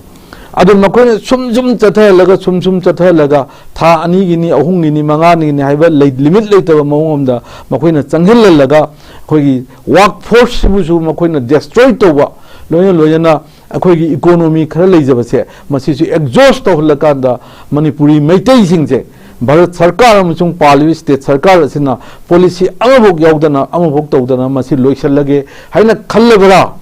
हाइबगी वखलमा चिंगदबा ngamde aduna aina mathanda aina thamjal point tang thamjage ko अखोइगी डिस्प्लेस पर्सन सिंग मरुइना मसि हुजि याम चाउ प्रॉब्लम ने मसे हुजि डिस्प्लेस पर्सन सिंग की प्रॉब्लम छि हुजि भोक्ता था तरा सुर भोक्ता मयुमदा लेतबा आइगी युम म हंजलुनी हाइबा लेतबा चोचानपुर दगी मोरे दगी मै स्वाइदा लेनबना खरा हंदो हंजिन तौनबो एडजस्टमेंट बो खरा याब याउरी हाइबा मयाम छि हंजनगने बुक लेतबा डिस्प्लेस पर्सन सिंग की आई हानसु थमजरबनी व्हाइट पेपर अंत पुथोपि होइजु कई काइगे हाइबदी डिस्प्लेस पर्सन सिंग की मयुम न स्वाइन सानी स्वाइन तौनी साजु सारीदन को साबसु याउरी पैसाना सुयामन स्वाइन लाखरे सिसिदा सीजन नगरे समाइन तौरे अखोइना मोगी प्लान लॉन्ग टर्म दन सिनी शॉर्ट टर्म दन सिनी हाइबो व्हाइट पेपर मतंग how to settle displace person है बसिगी व्हाइट पेपर न तो पुथोपियो न फनेयामना प्रेस कॉन्फ्रेंस त कैदो लाओसु तागदो मिदुन ताबिदो न उपाय कसु लेति सिगी मतंग से मई थमजनिंगे अदुगा मथंदा अमकगना मिसिंग पर्सन सिंग से क्वाइदगे न मोस्ट लेतबे से आइजु इचा लेगिद्रे आइजु नुआइतबो क्याम इचा लेतबो क्याम नुआइतबो फाउगे तो आइजु फाउई मतम हंदकी इरांग मरी लेना नत्ते आ ममांगदनी कैउन थौदो ओमदगी अदुना अवाबा बिसि लेतबो अवाबा गाक्तनी अदु लेतबो सिंगी अवाबा सिंगी मनुंग द प्रोपोक अमु हेना चापसिदी मसा थीबा खंगदबा फंगदबा ꯀꯔꯤꯅꯣ ꯑꯩ ꯆꯥꯗꯕ ꯍꯤꯡꯉꯤꯕꯖꯥꯠꯂꯥ ꯍꯤꯡꯗ꯭ꯔꯕꯖꯥꯠꯂꯥ ꯍꯜꯂꯛꯈꯤꯗꯣꯏꯔꯥ ꯍꯜꯂꯛꯑꯣꯏꯗꯣꯏꯔꯥ ꯇꯦꯂꯤꯐꯣꯟ ꯑꯃ ꯂꯥꯛꯄꯗ ꯃꯥ ꯑꯣꯏꯔꯕꯣꯏ ꯍꯤꯡꯅꯤꯡꯉꯨꯕ ꯄꯥꯏꯈꯠꯄ ꯁꯤꯒꯤ ꯁꯥꯏꯀꯣꯂꯣꯖꯤꯀꯦꯜ ꯇ꯭ꯔꯥꯎꯃꯥꯁꯦ ꯃꯁꯤ ꯇꯣꯔꯆꯔ ꯑꯩꯈꯣꯏꯒꯤ ꯑꯣꯠꯂꯒ ꯅꯩꯔꯒ ꯃꯤꯁꯦ ꯍꯤꯡꯕ ꯁꯤꯒꯤ ꯋꯥꯈꯜꯁꯤꯕꯨ ꯂꯩꯉꯥꯛ ꯄꯥꯏꯔꯤꯕ ꯌꯥꯏꯇꯣꯡ ꯈꯝꯗꯣꯡꯕ ꯑꯆꯧ ꯑꯁꯥꯡꯁꯤꯡ ꯀꯔꯤꯁꯤꯡ ꯃꯌꯥꯝꯁꯤꯅ ꯃꯁꯤꯒꯤ ꯂꯩꯈꯤꯗ꯭ꯔꯦ ꯃꯥꯒꯤ ꯃꯊꯧ ꯃꯉꯝ ꯂꯣꯏꯈ꯭ꯔꯦ ꯑꯩ ꯂꯩꯃꯤꯟꯅꯔꯝꯕꯒꯤ ꯑꯩ ꯏꯆꯥꯗꯨ ꯂꯩꯇꯕꯒꯤ ꯏꯄꯥꯗꯨ ꯂꯩꯇꯕꯒꯤ ꯅꯨꯡꯉꯥꯏꯇꯕꯗꯨꯅ ꯄꯣꯠ ꯑꯃ ꯑꯣꯏꯈ꯭ꯔꯦ ꯑꯗꯨ ꯅꯠꯇꯗꯅ ꯅꯨꯡꯇꯤꯒꯤ ꯗꯦꯂꯤ ꯑꯌꯨꯛ ꯍꯧꯒꯠꯂꯛꯄꯗ ꯏꯆꯥꯗꯨꯒꯤ ꯕꯥꯔꯗꯦ ꯑꯣꯏꯔꯛꯄ ꯃꯇꯝꯗ ꯑꯦꯅꯤ ꯊꯣꯛꯂꯛꯄ ꯃꯇꯝꯗ ꯑꯣꯀꯦꯖꯟ ꯑꯃꯗ ꯃꯁꯛ ꯃꯥꯟꯅꯕ ꯑꯃ ꯎꯔꯨꯕꯗ ꯐꯣꯟ ꯑꯃ ꯂꯥꯛꯄ ꯃꯇꯝꯗ ꯄ꯭ꯔꯃꯥꯟꯅꯤ ꯑꯩꯅ ꯊꯝꯖꯔꯤ ꯄꯣꯠꯁꯦ ꯑꯁꯦꯡꯕꯁꯨ ꯑꯁꯦꯡꯕꯅꯤ ꯃꯗꯨꯗ ꯃꯈꯣꯏꯗ ꯐꯥꯎꯔꯤꯕ ꯀꯟꯗꯤꯁꯟ ꯃꯈꯣꯏꯗ ꯂꯩꯔꯤꯕ ꯄꯣꯠ ꯃꯌꯥꯝꯁꯦ ꯃꯁꯤ ꯔꯤꯖꯣꯜꯕ ꯇꯧꯅꯕ ꯍꯣꯠꯅꯗꯦ ꯍꯥꯏꯔꯨꯔꯒ ꯀꯔꯤꯒꯤ ꯃꯥ ꯉꯝꯗꯒꯦ ꯍꯥꯏꯕ ꯃꯅꯤꯄꯨꯔꯒꯤ ꯃꯅꯨꯡꯗ ꯂꯩꯕ ꯉꯥꯛꯏꯕ ꯁ꯭ꯇꯦꯠ ꯒꯚꯔꯟꯃꯦꯟꯠꯁꯤꯅ ꯃꯅꯤꯄꯨꯔꯒꯤ ꯃꯅꯨꯡꯗ ꯆꯪꯉꯒ ꯏꯟꯗꯤꯌꯟ ꯑꯥꯔꯃꯤ ꯃꯥꯏꯇꯤ ꯏꯟꯗꯤꯌꯟ ꯑꯥꯔꯃꯤ ꯄ꯭ꯔꯤꯊꯤꯕꯤꯗ ꯃꯔꯤ ꯁꯨꯕꯅꯤ ꯍꯥꯏꯔꯤ ꯃꯣꯏꯁꯦ ꯄꯋꯥꯔꯗ ꯍꯧꯖꯤꯛꯐꯥꯎꯒꯤ ꯑꯩꯅ ꯁꯨꯝ ꯐꯥꯏꯟꯗꯤꯡꯁꯇ ꯃꯈꯣꯏꯒ ꯂꯣꯏꯅꯅ ꯆꯠꯂꯒ ꯊꯤꯕ ꯀꯔꯤꯒꯤ ꯈꯪꯗꯕꯅꯣꯕ ꯊꯃꯣꯏꯅ ꯂꯣꯏꯍꯟꯗꯕ ꯑꯃ ꯌꯥꯎꯕ꯭ꯔꯥ ꯈꯜꯂꯤ ꯈꯨꯗꯝ ꯑꯣꯏꯅ ꯂꯤꯡꯊꯣꯏ ꯉꯝꯕꯤ ꯑꯃꯁꯨꯡ ꯍꯦꯃꯟꯖꯤꯠꯀꯤ ꯃꯇꯥꯡ ꯑꯇꯩ ꯑꯇꯩ ꯃꯌꯥꯝꯁꯨ ꯂꯩꯀꯣ ꯑꯩꯅ ꯈꯪꯕ ꯑꯃꯅꯤꯗꯪ ꯂꯧꯈꯠꯆꯕꯅꯤ ꯑꯇꯩ ꯃꯌꯥꯝꯗꯨꯗꯤ ꯁꯥꯡꯗꯣꯛꯈ꯭ꯔꯅꯤꯅ ꯑꯩ ꯀꯩꯅꯣ ꯇꯧꯖꯗꯕꯅꯤ ꯈꯨꯗꯝ ꯑꯃꯗꯪ ꯄꯤꯖꯒꯦꯅ ꯃꯈꯣꯏꯒꯤ ꯃꯤ ꯍꯥꯠꯄ ꯃꯤꯁꯦ ꯐꯥꯔꯦ ꯍꯥꯏꯔꯦꯕ ꯃꯤ ꯍꯥꯠꯄ ꯃꯤꯁꯦ ꯐꯥꯔꯀꯥꯟꯗ ꯄꯨꯂꯤꯁ ꯔꯤꯃꯥꯟ ꯍꯥꯏꯕ ꯑꯣꯏꯔ ꯃꯥꯅꯦ ꯄꯨꯂꯤꯁꯇ ꯊꯝꯗꯅ ꯅꯨꯃꯤꯠ 35ꯒꯨꯝꯕ ꯊꯝꯃꯒ ꯃꯈꯣꯏꯁꯦ ꯀꯃꯥꯏꯅ ꯇꯧꯕꯅꯣ ꯀꯩꯅꯣ ꯋꯥꯍꯪ ꯄꯥꯎꯍꯪ ꯇꯧꯔꯦꯕ ꯋꯥꯍꯪ ꯄꯥꯎꯍꯪ ꯇꯧꯕꯁꯤ ꯂꯣꯏꯔꯦ ꯍꯥꯏꯔꯀꯥꯟꯗ ꯀꯔꯤ ꯇꯧꯒꯦ ꯍꯥꯏꯔꯀꯥꯟꯗ ꯑꯩꯈꯣꯏꯒꯤ ꯃꯈꯣꯏꯁꯤ ꯑꯩꯈꯣꯏ ꯖꯨꯗꯤꯁꯤꯌꯦꯜ ꯀꯁꯇꯗꯤꯗ ꯍꯥꯏꯗꯤ ꯖꯦꯜꯗ ꯊꯥꯖꯤꯟꯈ꯭ꯔꯦꯕ ꯃꯈꯣꯏ ꯍꯪꯕ ꯂꯣꯏꯔꯦ ꯍꯥꯏꯕꯁꯤ ꯃꯤ ꯍꯥꯠꯄ ꯃꯤ ꯐꯥꯔꯦꯅ ꯃꯌꯥꯝꯁꯤ ꯈꯤꯇꯪ ꯔꯤꯂꯤꯐ ꯐꯪꯉꯤꯀꯣ ꯁꯣ ꯑꯆꯨꯞ ꯅꯨꯡꯉꯥꯏꯇꯕ ꯌꯥꯝ ꯁꯥꯊꯤꯅ ꯍꯥꯠꯄꯤꯈ꯭ꯔꯕ ꯏꯆꯥꯁꯤꯡꯗꯨꯒꯤ ꯃꯤ ꯍꯥꯠꯄꯁꯤꯡꯗꯨ ꯐꯥꯔꯦ ꯍꯥꯏꯕꯗ ꯀꯔꯤꯒꯨꯝꯕ ꯈꯔꯗꯤ ꯐꯥꯏꯟꯗꯤꯡꯁ ꯈꯔ ꯂꯥꯛꯑꯗ꯭ꯔꯥ ꯍꯥꯏꯅ ꯃꯌꯥꯝꯁꯦ ꯈꯟꯅꯩꯌꯦꯕ ꯐꯥꯔꯦ ꯍꯥꯏꯔꯀꯥꯟꯗ ꯀꯩ ꯇꯧꯒꯦꯗ ꯍꯪꯉꯤ ꯃꯌꯥꯝꯁꯨ ꯉꯥꯏꯅꯤ ꯃꯇꯝ ꯆꯪꯕ ꯌꯥꯏꯅ ꯐꯪꯕ ꯂꯣꯏꯔꯦ ꯖꯦꯜꯗ ꯊꯥꯖꯤꯜꯂꯦ ꯍꯥꯏꯕꯗꯤ ꯃꯥꯒꯤ ꯃꯔꯝꯗ ꯃꯔꯤ ꯃꯈꯣꯡ ꯈꯪꯕ ꯂꯣꯏꯔꯦ ꯍꯥꯏꯕ ꯅꯠꯇ꯭ꯔꯕ ꯑꯄꯪꯕ ꯅꯠꯇ꯭ꯔꯒ ꯒ꯭ꯌꯥꯟ ꯂꯩꯇꯕ ꯍꯥꯏꯕꯤꯒꯦꯁꯨ ꯍꯥꯏꯕꯤꯌꯨ ꯑꯩꯈꯣꯏꯒꯤ ꯋꯥꯈꯜꯗ ꯈꯜꯂꯤꯁꯤ ꯃꯥꯒꯤ ꯃꯔꯝꯗ ꯃꯤ ꯍꯥꯠꯄ ꯐꯥꯔꯦ ꯍꯥꯏꯕꯅ ꯅꯠꯇ꯭ꯔꯒꯅ ꯃꯤ ꯍꯥꯠꯄ ꯐꯥꯕꯗꯨ ꯑꯣꯏꯔꯝꯗ꯭ꯔꯦꯒ ꯍꯥꯏꯒꯅ ꯍꯥꯏꯗꯣꯛꯄꯤꯔꯛꯑꯣꯕ ꯃꯌꯦꯛ ꯁꯦꯡꯅ ꯑꯗꯨꯒꯗꯤ ꯑꯇꯣꯞꯄ ꯋꯥꯔꯤ ꯑꯃꯃꯨꯛ ꯂꯥꯛꯑꯅꯤ ꯃꯤ ꯍꯥꯠꯄ ꯐꯥꯔꯦ ꯍꯥꯏꯔꯒ ꯑꯩꯈꯣꯏꯒꯤ ꯋꯥꯈꯜ ꯃꯌꯥꯝꯁꯤ ꯂꯣꯏꯅꯃꯛ ꯑꯩꯈꯣꯏꯗ ꯔꯤꯂꯤꯐ ꯈꯤꯇꯪ ꯄꯤꯔꯦ ꯑꯗꯨꯒ ꯑꯁꯥ ꯑꯃ ꯃꯤ ꯍꯥꯠꯄꯁꯤꯡꯗꯨ ꯐꯥꯔꯒ ꯄꯅꯤꯁ ꯇꯧꯔꯒꯗꯤ ꯑꯩꯈꯣꯏꯗ ꯃꯗꯨꯒꯤ ꯈꯤꯇꯪ ꯄꯦꯟꯗꯕꯗꯣ ꯈꯔꯗꯤ ꯐꯔꯅꯤꯅ ꯐꯥꯎꯔꯀꯥꯟꯁꯤꯗ ꯃꯤ ꯍꯥꯠꯄ ꯐꯥꯔꯦ ꯋꯥ ꯍꯪꯕ ꯂꯣꯏꯔꯦ ꯖꯦꯜ ꯊꯥꯖꯤꯟꯈꯔꯦ ꯃꯁꯥ ꯍꯧꯖꯤꯛꯐꯥꯎ ꯀꯗꯥꯏ ꯂꯩꯒꯦ ꯈꯪꯗꯦ what is this government सिनेबो हुजिक ngसाइगी हाइरिबा ngसाइ थंबिगिबा how long to bear how long we have to bear such situations conditions see happenings mayam se khoi kyam kuina khoi khangdana leigidagi ngang ki ngang ba fr f mr maru oide haiba nasade nrc maru oide haiba nasade tei mayam ama loina maru oiba ngaktani tawadabu the main point is restoration of peace and normalcy in Manipur haiba sini haijariba maduda aisu share tawjage madu wafam du thamjaraga ai tension jage thagachiro ja yamna marik chumna fazaba wafam ke ama thambi khre thagachiro ja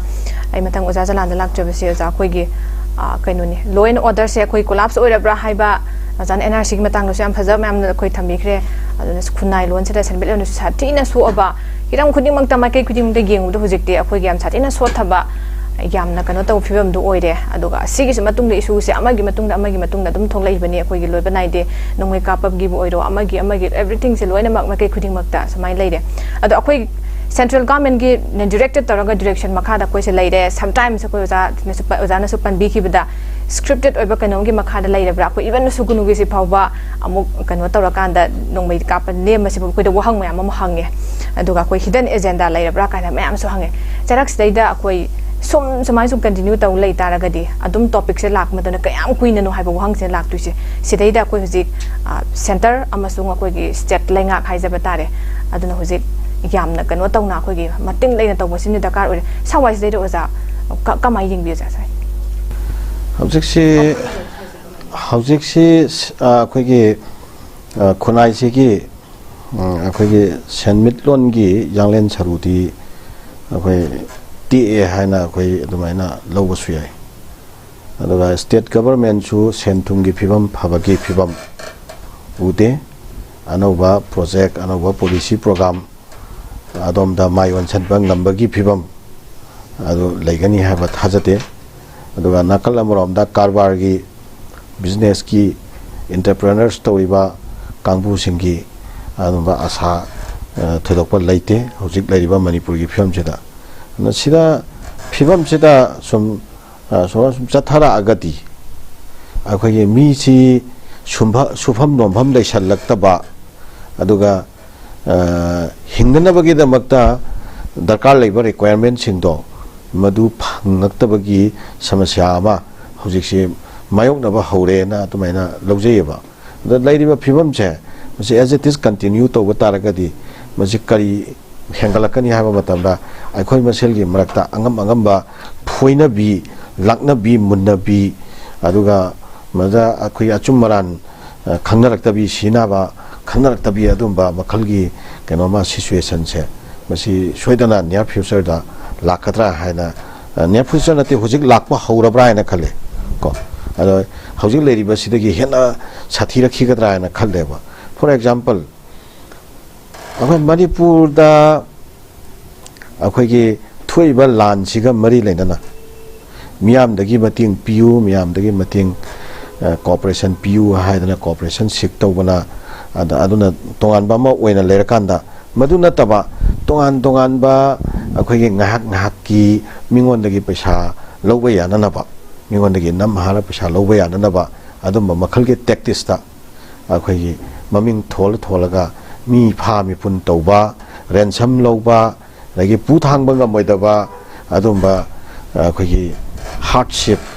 ꯑꯩꯈꯣꯏꯒꯤ ꯁꯨꯝ ꯄꯤꯕ ꯑꯗꯨꯝꯕ ꯃꯈꯜꯒꯤ ꯊꯕꯛ ꯊꯧꯔꯝ ꯃꯌꯥꯝ ꯑꯃꯁꯨ ꯎꯈꯠꯂꯛꯑꯦꯗꯅ ꯍꯧꯖꯤꯛꯁꯦꯀꯣ ꯑꯗꯣ ꯉꯔꯥꯡ ꯅꯍꯥꯟꯃꯛ ꯀ꯭ꯋꯥꯛꯇꯥꯗ ꯑꯩꯈꯣꯏ ꯃꯤ ꯐꯥꯔꯤꯗꯨꯒꯤ ꯁꯝ ꯃꯇꯝ ꯈꯔꯒꯤ ꯃꯃꯥꯡꯗ ꯃꯅꯥꯎꯄꯥꯃꯨꯛ ꯐꯥꯔꯒ ꯑꯆꯧꯕ ꯁꯦꯟꯐꯝ ꯑꯃ ꯂꯧꯈ꯭ꯔꯦ ꯑꯗꯨꯒꯤ ꯃꯇꯨꯡꯗ ꯑꯃꯨꯛꯀ ꯃꯌꯥꯝ ꯑꯃꯨꯛꯀ ꯐꯥꯔꯒ ꯑꯆꯧꯕ ꯄꯨ ꯊꯥꯡꯕ ꯉꯝꯃꯣꯏꯗꯕ ꯑꯆꯧꯕ ꯁꯦꯟꯐꯝ ꯑꯃꯨꯛ ꯇꯧꯋꯦ ꯍꯥꯏꯔꯦ ꯀ꯭ꯋꯥꯛꯇꯥ ꯃꯥꯏꯀꯩꯒꯤ ꯄ꯭ꯔꯖꯥꯁꯤꯡꯗ ꯁꯥꯎꯗꯅ ꯀꯩꯅꯣ ꯇꯧꯔꯤꯁꯤꯕ ꯑꯗꯒꯤ ꯈꯔꯅꯤꯒꯤ ꯃꯃꯥꯡꯗ ꯒꯥꯔꯤꯁꯨ ꯃꯨꯜꯍꯧꯔꯦ ꯃꯤꯁꯨ ꯐꯥꯔꯦ ꯐꯨꯔꯦ ꯌꯥꯝ ꯊꯤꯅ ꯐꯨꯔꯦꯅ ꯃꯌꯥꯝ ꯁꯣꯁꯤꯌꯦꯜ ꯃꯦꯗꯤꯌꯥꯗ ꯑꯃꯨꯛ ꯎꯔꯤꯁꯤꯅꯤ ꯁꯤꯒꯨꯝꯕ ꯃꯌꯥꯝꯁꯤꯅ ꯃꯔꯝ ꯑꯣꯏꯔꯀꯥꯟꯗ ꯏꯚꯟ ꯀꯥꯡꯂꯨꯞ ꯃꯁꯦꯜꯒꯤ ꯃꯔꯛꯇ ꯐꯥꯎꯕ ꯚꯥꯞ ꯇꯥꯟꯅꯗꯕꯗꯒꯤ ꯈꯥꯏꯕꯨꯡ ꯃꯤꯌꯥꯝꯁꯤꯒꯤ ꯃꯔꯛꯇ ꯑꯗꯨꯝꯕ unwanted happenings ꯃꯌꯥꯝ ꯑꯃ ꯑꯣꯏꯔꯛꯄ ꯌꯥꯕꯒꯤ ꯁꯤꯆꯨꯋꯦꯁꯟꯗꯣ ꯍꯧꯖꯤꯛ ꯃꯅꯤꯄꯨꯔꯗ ꯃꯥꯌꯣꯛꯅꯔꯛꯏꯕꯀꯣ ꯉꯔꯥꯡ ꯅꯍꯥꯟ ꯑꯁꯤꯗ ꯂꯤꯂꯣꯡꯗ ꯃꯤ 10ꯃꯨꯛꯅꯤꯅꯦ ꯂꯤꯂꯣꯡꯗ ꯃꯤ 10ꯃꯨꯛꯅꯤꯅꯦ ꯇꯨꯔꯤꯗꯣ ꯑꯗꯨꯒꯤ ꯃꯅꯨꯡꯗ 5ꯃꯨꯛꯅ ꯁꯤꯔꯒ ꯈꯔꯗꯨꯅ ꯀꯩꯅꯣ ꯁꯤꯔꯒ ꯁꯣꯏꯅꯥꯏꯕ ꯌꯥꯎꯔꯤ ꯑꯃ ꯇꯧꯕ ꯌꯥꯎꯔꯤ ꯁꯤ ꯑꯩꯈꯣꯏꯁꯨ ꯑꯩꯈꯣꯏꯒꯤ ꯁꯝꯅ ꯍꯥꯏꯔꯀꯥꯟꯗ ꯑꯩꯈꯣই ꯄꯥꯡꯒꯟ ꯀꯝꯃꯨꯅꯤꯇꯤꯁꯨ ꯗꯥꯏꯔꯦꯛ ꯍꯛꯊꯦꯡꯅꯅ ꯂꯥꯟꯁꯤꯗ ꯌꯥꯎꯕꯃꯛ ꯅꯠꯇ꯭ꯔꯒꯁꯨ ꯂꯥꯟꯁꯤꯒꯤ ꯍꯛꯊꯦꯡꯅꯕ ꯑꯃꯁꯨꯡ ꯅꯥꯀꯣꯏꯅꯕ ꯑꯩꯈꯣꯏ ꯄꯣꯠꯂꯨꯝ ꯍꯥꯏꯕ ꯇꯥꯔꯦ ꯃꯁꯤ ꯌꯥꯝꯅ ꯃꯥꯌꯣꯛꯅꯩꯌꯦꯕ ꯑꯗꯨꯕꯨ ꯂꯥꯟꯅꯤꯅ ꯂꯥꯟꯁꯤꯒꯤ ꯃꯅꯨꯡꯗ ꯊꯣꯛꯄ unwanted happenings ꯈꯔꯗꯤ collateral happenings ꯈꯔꯗꯤ ꯃꯥꯌꯣꯛꯅꯕ ꯇꯥꯕꯅꯤ ꯑꯩꯈꯣꯏ ꯃꯗꯨ tolerate ꯇꯧꯐꯝ ꯊꯣꯛꯏ tolerate ꯇꯧꯁꯤ ꯍꯥꯏꯗꯅ ꯑꯩꯈꯣꯏꯁꯨ ꯉꯝꯃꯤꯈꯩ tolerate ꯇꯧꯗꯅꯗꯤ ꯑꯗꯨꯝ ꯍꯣꯠꯅꯕꯅꯤ ꯑꯗꯣ ꯇꯁꯦꯡꯕꯗꯤ ꯑꯩꯈꯣꯏꯒꯤ ꯄꯥꯡꯒꯟꯁꯤꯡꯁꯤ ꯍꯧꯖꯤꯛ ꯆꯨꯔꯥꯆꯥꯟꯄꯨꯔꯗ ꯂꯩꯍꯧꯔꯤ ꯑꯩꯈꯣꯏꯒꯤ ꯄꯥꯡꯒꯟꯁꯤ ꯀꯩꯅꯣꯗ ꯃꯣꯔꯦꯗ ꯂꯩꯍꯧꯔꯤ ꯑꯗꯒꯤ ꯄꯥꯡꯒꯟꯁꯤꯡꯁꯤꯅ ꯍꯧꯖꯤꯛꯁꯤ ꯂꯝꯕꯤꯁꯤꯡꯁꯤꯗꯩꯁꯤꯗ ꯑꯩꯈꯣꯏꯒꯤ ꯍꯧꯖꯤꯛ ꯉꯁꯥꯏ ꯏꯀꯣꯅꯣꯃꯤꯛꯀꯤ ꯀꯣꯂꯥꯞꯁꯇꯣ total collapse makti oidriyeba kaina kanda pangan near collapse pangan community sina akhoi cementing community oina akhoi hai tarene ko akhoi essential items sing si masigi carrier masigi kanu sing si thodang lawriyeba ko si phawbada marak ta noi mafam je phurakpa cherakwa noi sira lala anu noi jo lan jawre noi jo lala anu atu torno sumba makhalgi akhosu pressure awaba me mayoknariyeba ko then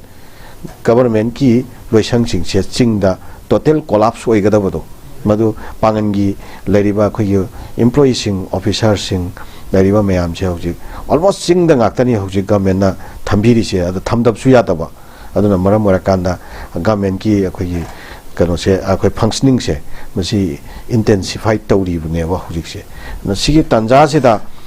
akhoi su makhal mayam amada khoi su pangan community su mayok nei pangan haibasi saigi tampakta maruena tampakta khunda jaba aduga khoi leiminariba khoi isilinau maitai singa matam changna khoi share history leiba share destiny leiba punna waminarakwa punna thengnaminarakwa aduga khoi e ki waiba tana thana ba yadaba adumba tongan ba कांगलुप फुरुप अमम मोइनबा तारगसु थादोंनबदि यातबा अदुमा कांगलुप ओइना हानदगी लेमिनरकपनि अदु अरगसु अखोई हौजिकी लेरिबा situation सिदा अखोई we are very much worried and सिगी situation सि यामना खोइजो थमोइ सोना Y चपमानना मितै सिंगदा fill तौरिबा अवाबसे खोइसु fill तौई अदुगा थमोइ सोकना नुंगाइते अदुगा अखोई लेमिनरिबा इचिलिनाउ फुरुप सिंगसिना अवाबा तारकांदा अखोई याउदे हाइदना अखोइना कंथोगा लेबया अखोइना नुंगाइरगा पेंथोगा लेबया बा सिचुएशन सु नत्ते अन अखोई मणिपुर से फ्यूचर की ओइबा ngaki नतबा फ्यूचर की ओइबा पुन्ना अखोई कोएग्जिस्ट तोमिनबा याबा कोएग्जिस्टेंस की रोड मैप अमदा नौना अखोई मदुगी अखोई सोशल नत्रगा पॉलिटिकल फिलोसॉफी अमा पोकपा मतमदी ओइरब्रा सिनिदा नमरक सिनेसिदा सेंटर की दी अखोई तामोना नसाइसु थंबीबदा यावख्रे मोइगी स्क्रिप्ट अमा इरगा अखोई फॉलो तौरिब्रा हाइबदु मतंगदु लोइनमक्की अयामना ऑलमोस्ट मियामदा पल्सा फाउनरबा पोतुनी आइना अमुक नौना पंजगदोरिसी मरुआइना म्यांमार की ओइबा अनरेस्ट से लेरिबम खै मणिपुरदा लेरिबा अखोइगी कांगलुप की ओइ वायलेंस से मसी अदुम लेगनी हाइबगी अखोइदा मदुगी थाजबा अमा अखोइगी मदुगी वखल अमा अखोइगी मियाम सेदा लेइरेबा उरेबा हुजिकसे खर उरे हम सेंगना मरमदे म्यांमारदा लेरिबा इंडिया की इंटरेस्ट तो अदुगा म्यांमार दगी अखोइ सुम कुमधा खरका इंडिया की ने एक इस पॉलिसी हाइतारे अदु चाइना की ना अखोइगी ग्लोबल पॉलिसी अनी की वाइनफम से म्यांमार दा ओइरकांदा मदुगी इकोनॉमी की अमसुंग मागी फिजिकल पोजीशन की फिजिकल डोमिनेशन की अदुंबा वारफेयर से मसिदैसिदा अखोइगी मणिपुर से मसी स्ट्रेटेजिकली अखोइ वायलेंस सिचुएशन लेतबे लेहंदे याददना वायलेंस सिचुएशन से मसी लेरकप्रा हाइबसिमा question number 1 question number 2 Manipur दा अखोइगी मणिपुर की किंगडम से मरुआइना मैतै किंगडम से कुइरेदना सही लिसिंग अनी मुकी पुआरी अखोइगी रिटन हिस्ट्री लेजैदना अखोइगी को मसिगा लोइनना मसक मंगान थोकना लेजरकपा अदुंबा किंगडम अम ओइबा हारिबा किंगडम से 1949 दा इंडिया दा मर्ज तौखरकांदा मर्जर एग्रीमेंट साइन तौनखरकांदा अखोइगी कनो से इंडिया की फिबानुंदा तिनखिबा अदो हारिबा सिगी पॉलिटिकल मसिगी हेक बतुंगदा अखोइगा इंडिया की मरक्ता पॉलिटिकल कन्फ्लिक्ट अम लेरे इदनको दुमा सिगी पॉलिटिकल कन्फ्लिक्ट सिदी करिनो हाइकांदा मर्जर एग्रीमेंट साइन तौनखरबा मतुंगदा लेरकपा पॉलिटिकल कन्फ्लिक्ट नेबको अन सिगी पॉलिटिकल कन्फ्लिक्ट सिना मरम ओरकांदा मणिपुर की अखोइगी महौसादगी लेजरकपा अखोइगी निंग तबदो मदु हंजल हनगनबनी हाइबगी लेरिबा मूवमेंट से मसिगी टेंडेंसी मसिगी मागी स्ट्रेंथ अदुगा मसिगी पावर मागी लेरिबा क्रेडिबिलिटी अदुगा मसिगी मियाम की साफू मदुगी मतिंगदो मदु फोरिबरगी ओइना अखोइगी मांगहननबगी हंधाननबगी फॉर्मुला से मसी मणिपुर दा लेरिबा कांगलुप फुरुप मयाम सिगी मरक्ता वायलेंस सिचुएशन लेरकांदा मदुगी मतिंगदो मांगननबगी मरम अम ओहल्लेबको अदे तारगदी हौजिकसी वायलेंस सिचुएशन लेरबनिना मणिपुर दा वायलेंस बायकनरिबा कांगलुप खुदिमक से सेंटर दा डिपेंड तौरगा सेंटर की याका येंगगा सेंटर ने यानब सत्ता यादबगी अखोइदा अदुगी सिचुएशन अम मायokna हल्लेयतना अदे तारगदी आइगी कांगलुप की महौसादगी लेजरकपा अदुबा आइगी सक्तमदु हंजनजगे हाइबगी मागी कनोदुदी मतिंगदुदी थुदेकपी खरेदना सिगी सिचुएशन से मसी थममनबा थवइना वायलेंस से सुम सांगधालगा थमननबगी पॉलिसी मा सेंटर की ओइना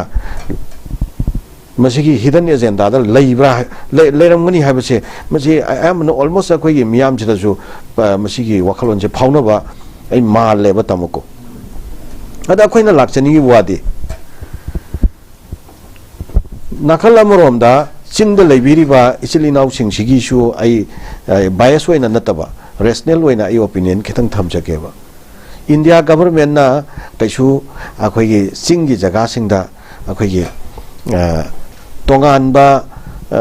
हौजिक नत्रगसु मतम खरगी मतुंगदा इंडिया दे यामना अचौबा चैलेंज अमा ओइरकदबा अदुमा फैक्टर अमा ꯊꯝꯃꯝꯕꯁꯤ ꯀꯩꯁꯨ ꯏꯟꯗꯤꯌꯥꯅ ꯄꯥꯝꯕꯝꯒꯗꯧ ꯃꯥꯟꯗꯦꯕ ꯑꯗꯨꯒ ꯅꯥꯀꯜ ꯑꯃꯔꯣꯝꯗ ꯈ꯭ꯔꯤꯁꯇꯤꯌꯟꯁꯤꯡꯅ ꯗꯣꯃꯤꯅꯦꯠ ꯇꯧꯕ ꯑꯗꯨꯒꯨꯝꯕ ꯁ꯭ꯇꯦꯠ ꯑꯃ ꯕꯣꯔꯟ ꯇꯧꯕꯁꯦ ꯃꯁꯤ ꯏꯟꯗꯤꯌꯥ ꯒꯚꯔꯟꯃꯦꯟꯠꯅ ꯍꯧꯖꯤꯛ ꯏꯟꯗꯤꯌꯥꯒꯤ ꯒꯚꯔꯟꯃꯦꯟꯠꯁꯨ ꯄꯥꯏꯔꯤꯕ ꯂꯩꯉꯥꯛ ꯂꯨꯆꯤꯡꯕꯁꯤꯡꯅ ꯄꯥꯝꯃꯝꯒꯗ꯭ꯔꯥ ꯄꯥꯝꯃꯝꯃꯣꯏꯗ꯭ꯔꯥ ꯑꯗꯨꯁꯨ ꯈꯤꯇꯪ ꯑꯩꯈꯣꯏꯗ ꯀ꯭ꯋꯦꯁꯅꯦꯕꯜ ꯑꯣꯏꯌꯦꯕꯀꯣ ꯑꯗꯨꯅ ꯃꯁꯤꯗ ꯌꯥꯝꯅ ꯀꯥ ꯍꯦꯟꯅ ꯑꯣꯚꯔ ꯏꯁꯇꯤꯃꯦꯠ ꯇꯧꯕ ꯌꯥꯝꯅ ꯀꯥ ꯍꯦꯟꯅ ꯑꯁꯥ ꯆꯥꯎꯕ aduna maram orakanda madugi asaduna maram orakanda khoi leminari ba chili naw sing sigi marakta reconciliation tawagi punna mu hingminabagi wakhalonda halakpagi adugi wakhalon dudagi thaiduoga sum chatpa khotpa adumagi wakhal leibasingda maruwaina angtang masi khanthani ngai oibra haibase masi ay appeal tawningi madugi mahuttadi akhoi leminari ba chili naw sileminari ba kanglu phop mayamse masi nuksi chandana harmoniously yamna peaceful loiba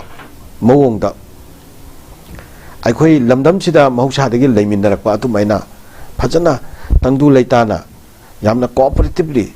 akhoi chaukhatpagi prithibigi chaukhatpagi road map ta yawba ngamba adu tungi yamna mating ngaiba adu makhunai ma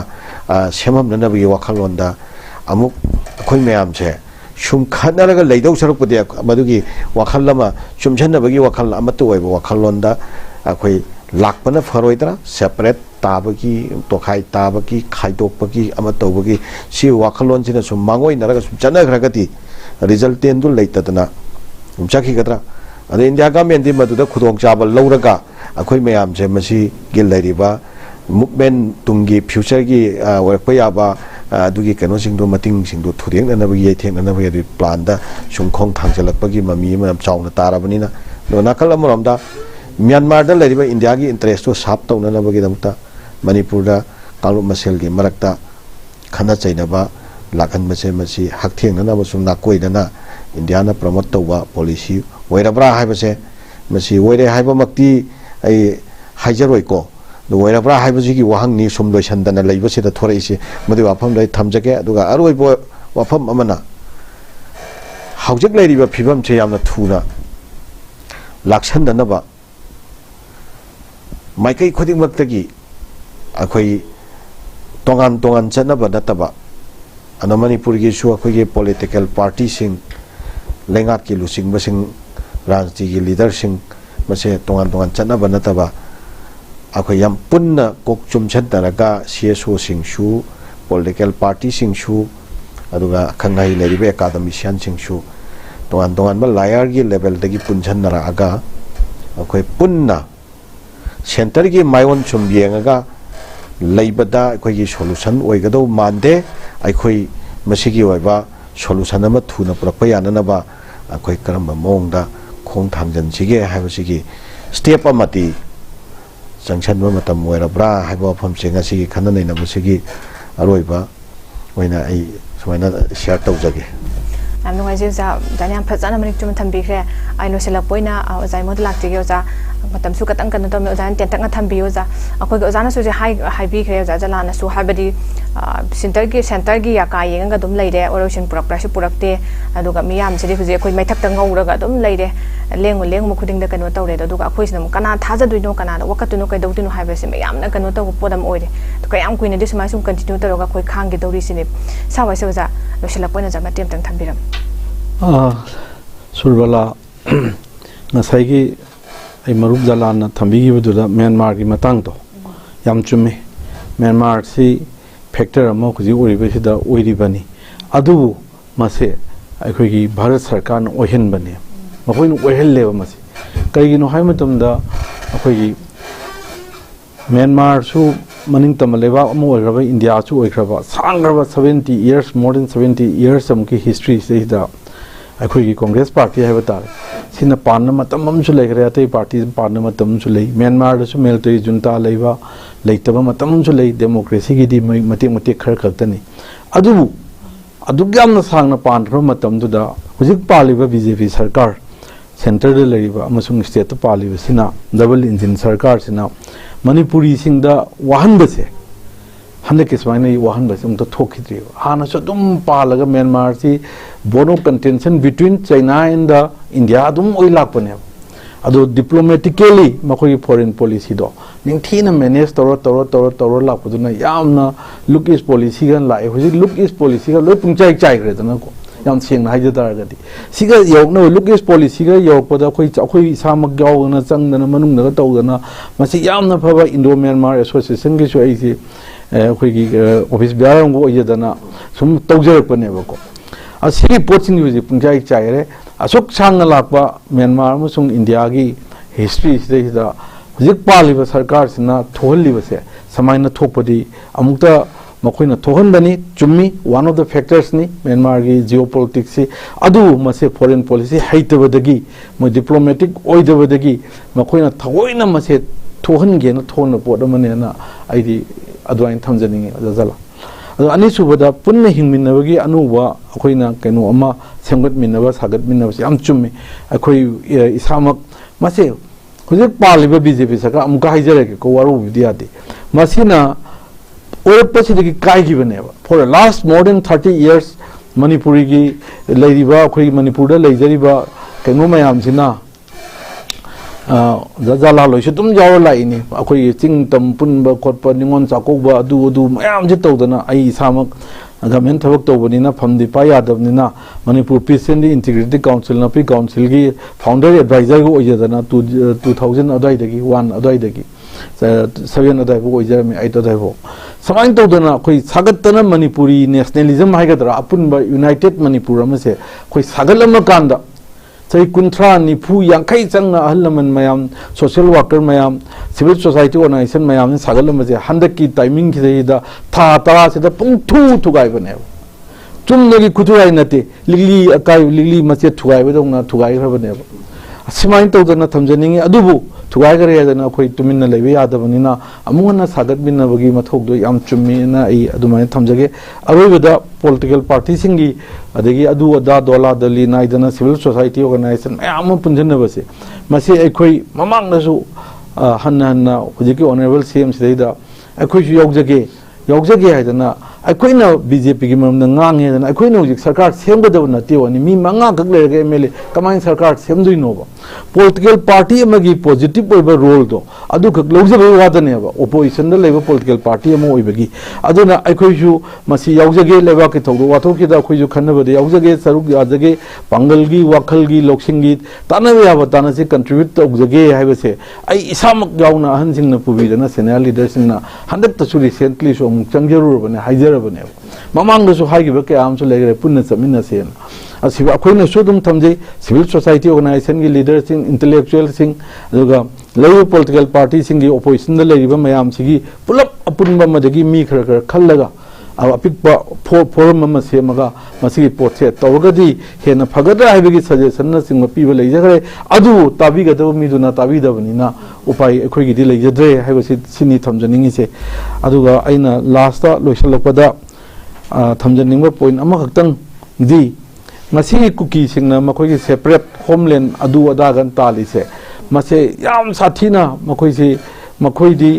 they evolved as cookies in the state of Myanmar we evolved as Meiteis in the valley of Manipur ne moine evolved to was the government of India 1935 ki mamang dadi India ga British ki makha dadi colonial kingdom mai gadra leba hai gadra oina pulam he bi yaiba adu government of India act 1935 si makhanda Brahma gi India khaidok na gre 1947 da amuk India maning tongre adu ga hairiba ngasai gi chin state se sidi Myanmar da lehorabane moise cookie chin noin evolve to se mafamdro to bone hoje maitai singna maitai pagal oin evolve to se Manipur valley se dane hoje kasar da chalo su karai deino kana maitai ai Manipur dai ni haini a dai ni adu dai ni ada dai ni Pakistan dai ni Bangladesh dai ni hairo ye akhoi bamon singju ai haijai su akhoi ji we evolved as maitai bamon in the valley of Manipur ne akhoi ji Myanmar da legera amada legera nang kai dai no Manipur dai ni haine मधुने indigenous ओइबो ओइदबगी पोतु नचदे को इन थमजैसिदी आइनो फावबो वखल फावजबल नाय पोतुनी अदुने मखोइदी अखोइगी indigenous ओइदे दुगा अदुदा नतना मोइ इवॉल्व तौदे मणिपुरदा मखोइदी अमरोंदा 1951 की ममांग चंगपदुगी दी पुलिंग द चंग्रबनिना मदुगी पोतुमा लेवाक प्रजा मियामना मदु खनबगी मवोंग द 51 ममांग चंग यानी हायमनिना मदु पोतुम दी लेबराना खंजे अदुगी मतुंग चंगपसिंजे इलीगल माइग्रेंट ngaktane मखोइसे रिफ्यूजी जु यावनि मदुदा मखोइगी पोतसिदि अदुना मखोइगी ओइबा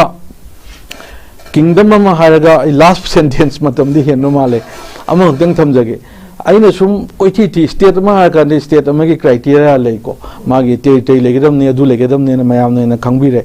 अदुवा किंगडम में हाइकानजिदा इन माई क्राइटेरिया में लेनेबा अइना चिंग अमदा कोब्रु चिंग हिदैदा नत्र थांजिंग चिंगदे इथंदा लेरगा करामतगी मतेंग गवर्नमेंट की अमदगी अमदे लौदे इलेक्ट्रिक नुंगी इसिंग कैम तौदे आई इंडिपेंडेंट अखोय युम मंगा तरुक लेबदो अखोय इंडिपेंडेंट किंगडम ने हाइबे नत्रगा लोकेलिटी ने हाइबे यारोय हाइजरिबा माई क्राइटेरिया अमा निंथोम पांदादी निंथौ लेगनी मागी अदुगा प्रजा लेगदबनी माइग्रेनरी लेनी नोबल मैन लेगनी प्रमाणिको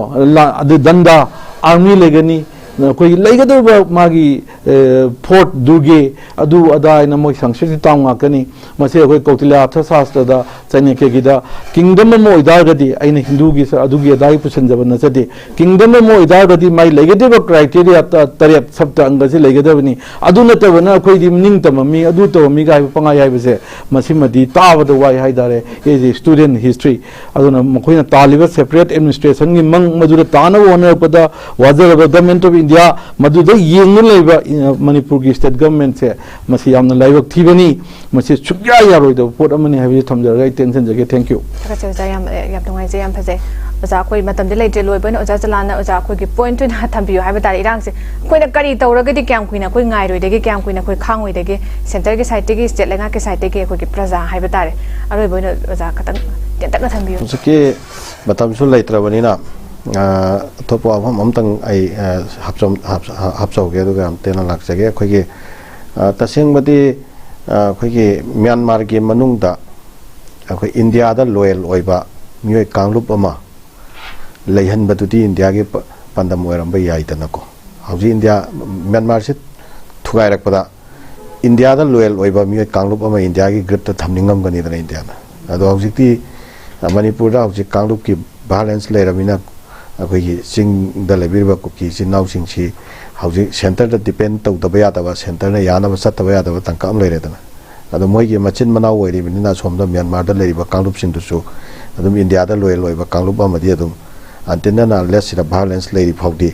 मोइदा कंपेल सिचुएशन लेदना सोंगी कांगु तो सिरगी मचिन मनाव सिंगदु सेंटर ना मोइगे प्रोटेक्शन पीदनबा सुंबा वाखलोनमा इंडिया की ओइबा लेब्रा हैना अखोइदा फिल तौबदुनी हौजिक मसी पब्लिक डोमेन अदुम खनरबनी अदुगा तसेंबदी इंडिया ना कलादान प्रोजेक्ट सी 2005 तगी हौगिबनी कलादान प्रोजेक्ट से हौरीब से अखोई मिजोराम दगी कलादान रिवर चेंथरका अखोई सिटवीदा चेंथबा अदुगी तुरेन तौबनी अदु मदु कुकीचिन स्टेट फावरगा चलिबा प्रोजेक्ट नि अदुना सिगुबा मागे एक्सटर्नल इंडिया की केनो खरा लेइब्रा स्वाइसी खितंग अखोइदा खननिंगबा फावी यामना कुपना मदुगी डिटेल ओइबदु अखोइना खंगजबदि नत्रगसु अमना अखोइगी मणिपुर दा लेरिबा कांगलुप फुरुप मैम से आइडिया ऑफ मणिपुर की कंसेप्ट से मसी अखोई मांगन गुमसी मसीदा अखोई रिकनसाइल तौसी मसीदा अखोई पुन्ना चटमिनसी अदुगा अखोई आइडिया ऑफ मणिपुर की कंसेप्ट के मनुंगदा लेरिबा अखोई की कंटेंसस होइबा इशू सिंग से मसी based on history based on reality अदुगा बेस्ड ऑन लॉ अखोई मसी वाखई नबा मसी सोल्यूशन पुरक्नबगी लंबी अमदा अखोई इंडिया गवर्नमेंट ना मसी मदुगी स्टेप तो पाइखत पिफम थोई अदुगा मणिपुर के लेरिबा लुचिंगबसिंगना अदुंबा मसक थोप स्टेप तो इंडिया गवर्नमेंट ना हौजिक फाव पाइखत्रिबसि करिगिनो हाइबा प्रेशर इंडिया गवर्नमेंट ना तोफम थोई लोइनाना हौजिक की ओइबा इमीडिएट ओइबा नीड ऑफ द आवर सिदा अर्जेंट ओइना अखोइना दरकार लेरिबसे टू रेस्टोर द पीस नि पीस से रेस्टोर तौननबगीदमक्ता लेरिबा सिक्योरिटी एजेंसी सिंगसेमा मसी सेंटर ना मसे स्ट्रिक्टली इन्फोर्स तौरगा अखोइ सिरा वायलेंस थोक्तननबा थौरांगमा पाइखतनबा होनबदा मदोमना मायोनसन बचांगी अदुगा लोइनाना स्टेट सिदा लेरिबा मियामगी मरक्ता मियोय कांगलुप अनि खनरगा कांगलुप अमना मखुत पुनछलगा थंबा कांगलुप अमना फ्री हैंड थाबगी थोंग मदुदी अचुम थोंग ओइरोय मदुना सोल्यूशन पुरकपसु ngамोय आना लॉ इन्फोर्स तौगे हाइबा तारगदि चिंगदसु तमदसु चपमानन इन्फोर्स तौगदमनि साइड दाइना इन्फोर्स तौवा मदु मियामना यानिंगदबगी कोज से मदुगी कोजनी आना मसी मियामना यानिंगद्रिबसे मरम मदुगी मरमसु लई मदुसु मरम चावा लई हाइबा फमसे थमजगे लोइनाना हौजे हौजे अखोगे मणिपुरदा मरम लैतना यामना का हेना अखोगे मथौ ताबा थबकी नतबदा मिफा मिपुन तौरगा चाउना चाउना रेंसम तानबा मिंगोंदा हरासमेंट तौबा that kind of system that kind of kano sing se mari leinaba kalup sing na madu kindly madu reconsider tobio makhata na tobigano maduna maram oirakanda khogi leminari ba machin manau prup sing masel ge marakta natraga leminari ba ichili nau sing ge marakta within the same community also ekoi masel ge marakta akoi bapta na da situation lai aduga nakal maram da kwakta da asigi medium chi khurong cha ba logjaraga क्वाक्ता दा पोचै पुसन बदा क्वाक्ता यौद्रिंग दा मियोय Kharna अखोगी blockade तौबगी मोंगमा चथबा मसी kindly मसीसु तवहनिंग दे कनागुंबा खरना सोइबा तौतारगदी दा अखोगी पांगन सेसो सिंसु लेजरी अखोई मयाम कनागुंबना मदु पेंदबा नुगाइतबा लेरसु अखोई मयाम हानदगिसु since Inception अखोई थौलांग लौरगा लाक्चरी हुजिकसु अखोई असोइबा लेरंबा मिसिंगदुगी असोइबा अखोई कंखतपा वा लेजरोय अदुगा कनागुंबा मी अमानिना सोइबा लेरेना कलेक्टिव पनिशमेंट तौबगी मोंगदा ब्लॉकेट नुंगेट ना सिंगबा तौबगी सलोन सकलम खरा उरिबसे मसी मखाताना तवनिंगदे अदुगा स्टेट सिता लेरिबा अखोई नन स्टेट एक्टर सिंबो एरो नत्रगा स्टेट एक्टर सिंबो एरो नत्रगा सीएसओ सिंबो एरो पॉलिटिकल पार्टी सिंबो एरो अखोई अपुनबा अखोई कलेक्टिव माइंडसेट अमा कलेक्टिव अप्रोच अमा अखोई लेरिबा कॉन्फ्लिक्ट सिचुएशन से मसिगी परमानेंट ओइबा वरोसिन अमा प्रगननबगी दमत मथौ ताई हाइबा वफमसी मदु प्रगननब होनबदा मायोन सनसी नहान मांगदा एमएलए सिंग फामिनखिबदो अखोई अप्रिशिएट तौजै मखाताना अखोई खेनबा वखलोन लेहंदना फजना कंतौननबा अदुगा ममांगदा अमना फ्री मूवमेंट रिजिम से यमनमक मथौ ताई फ्री मूवमेंट रिजिम कथतपसी एनआरसी प्रोप मथौ ताई एनआरसी प्रोप मथौ ताई हारगा सोमना कंदा सिटीजनशिप अमेंडमेंट एक्ट लंगसललकपदो मदुमदी स्टेट सिगी इंटरेस्ट ओइरोय मदु अनौबा खोइदा अनौबा पोलुम मांका मायोकनगदबा हानगी पोलुम खरा मायोकनरगा लेरिङै मरक्सिदा अनौबा पोलुम मांका मायोकननबगी मरम खोइदा लाक्पै याय हाना दुगी फमदो थमलगे थकचरे ओजा ओजा इमुमदि ओजा जलान नि नंगसिगे अखोगी डायलॉग के सरुक याबिदुना मपुंग फान बेबेदमंता ओजानि बा मुखाना थकत फोंरुचे ngasi gani north east window की north east dialogue matang asalo jere meeting tabi de bapuno po mukhana khurumjari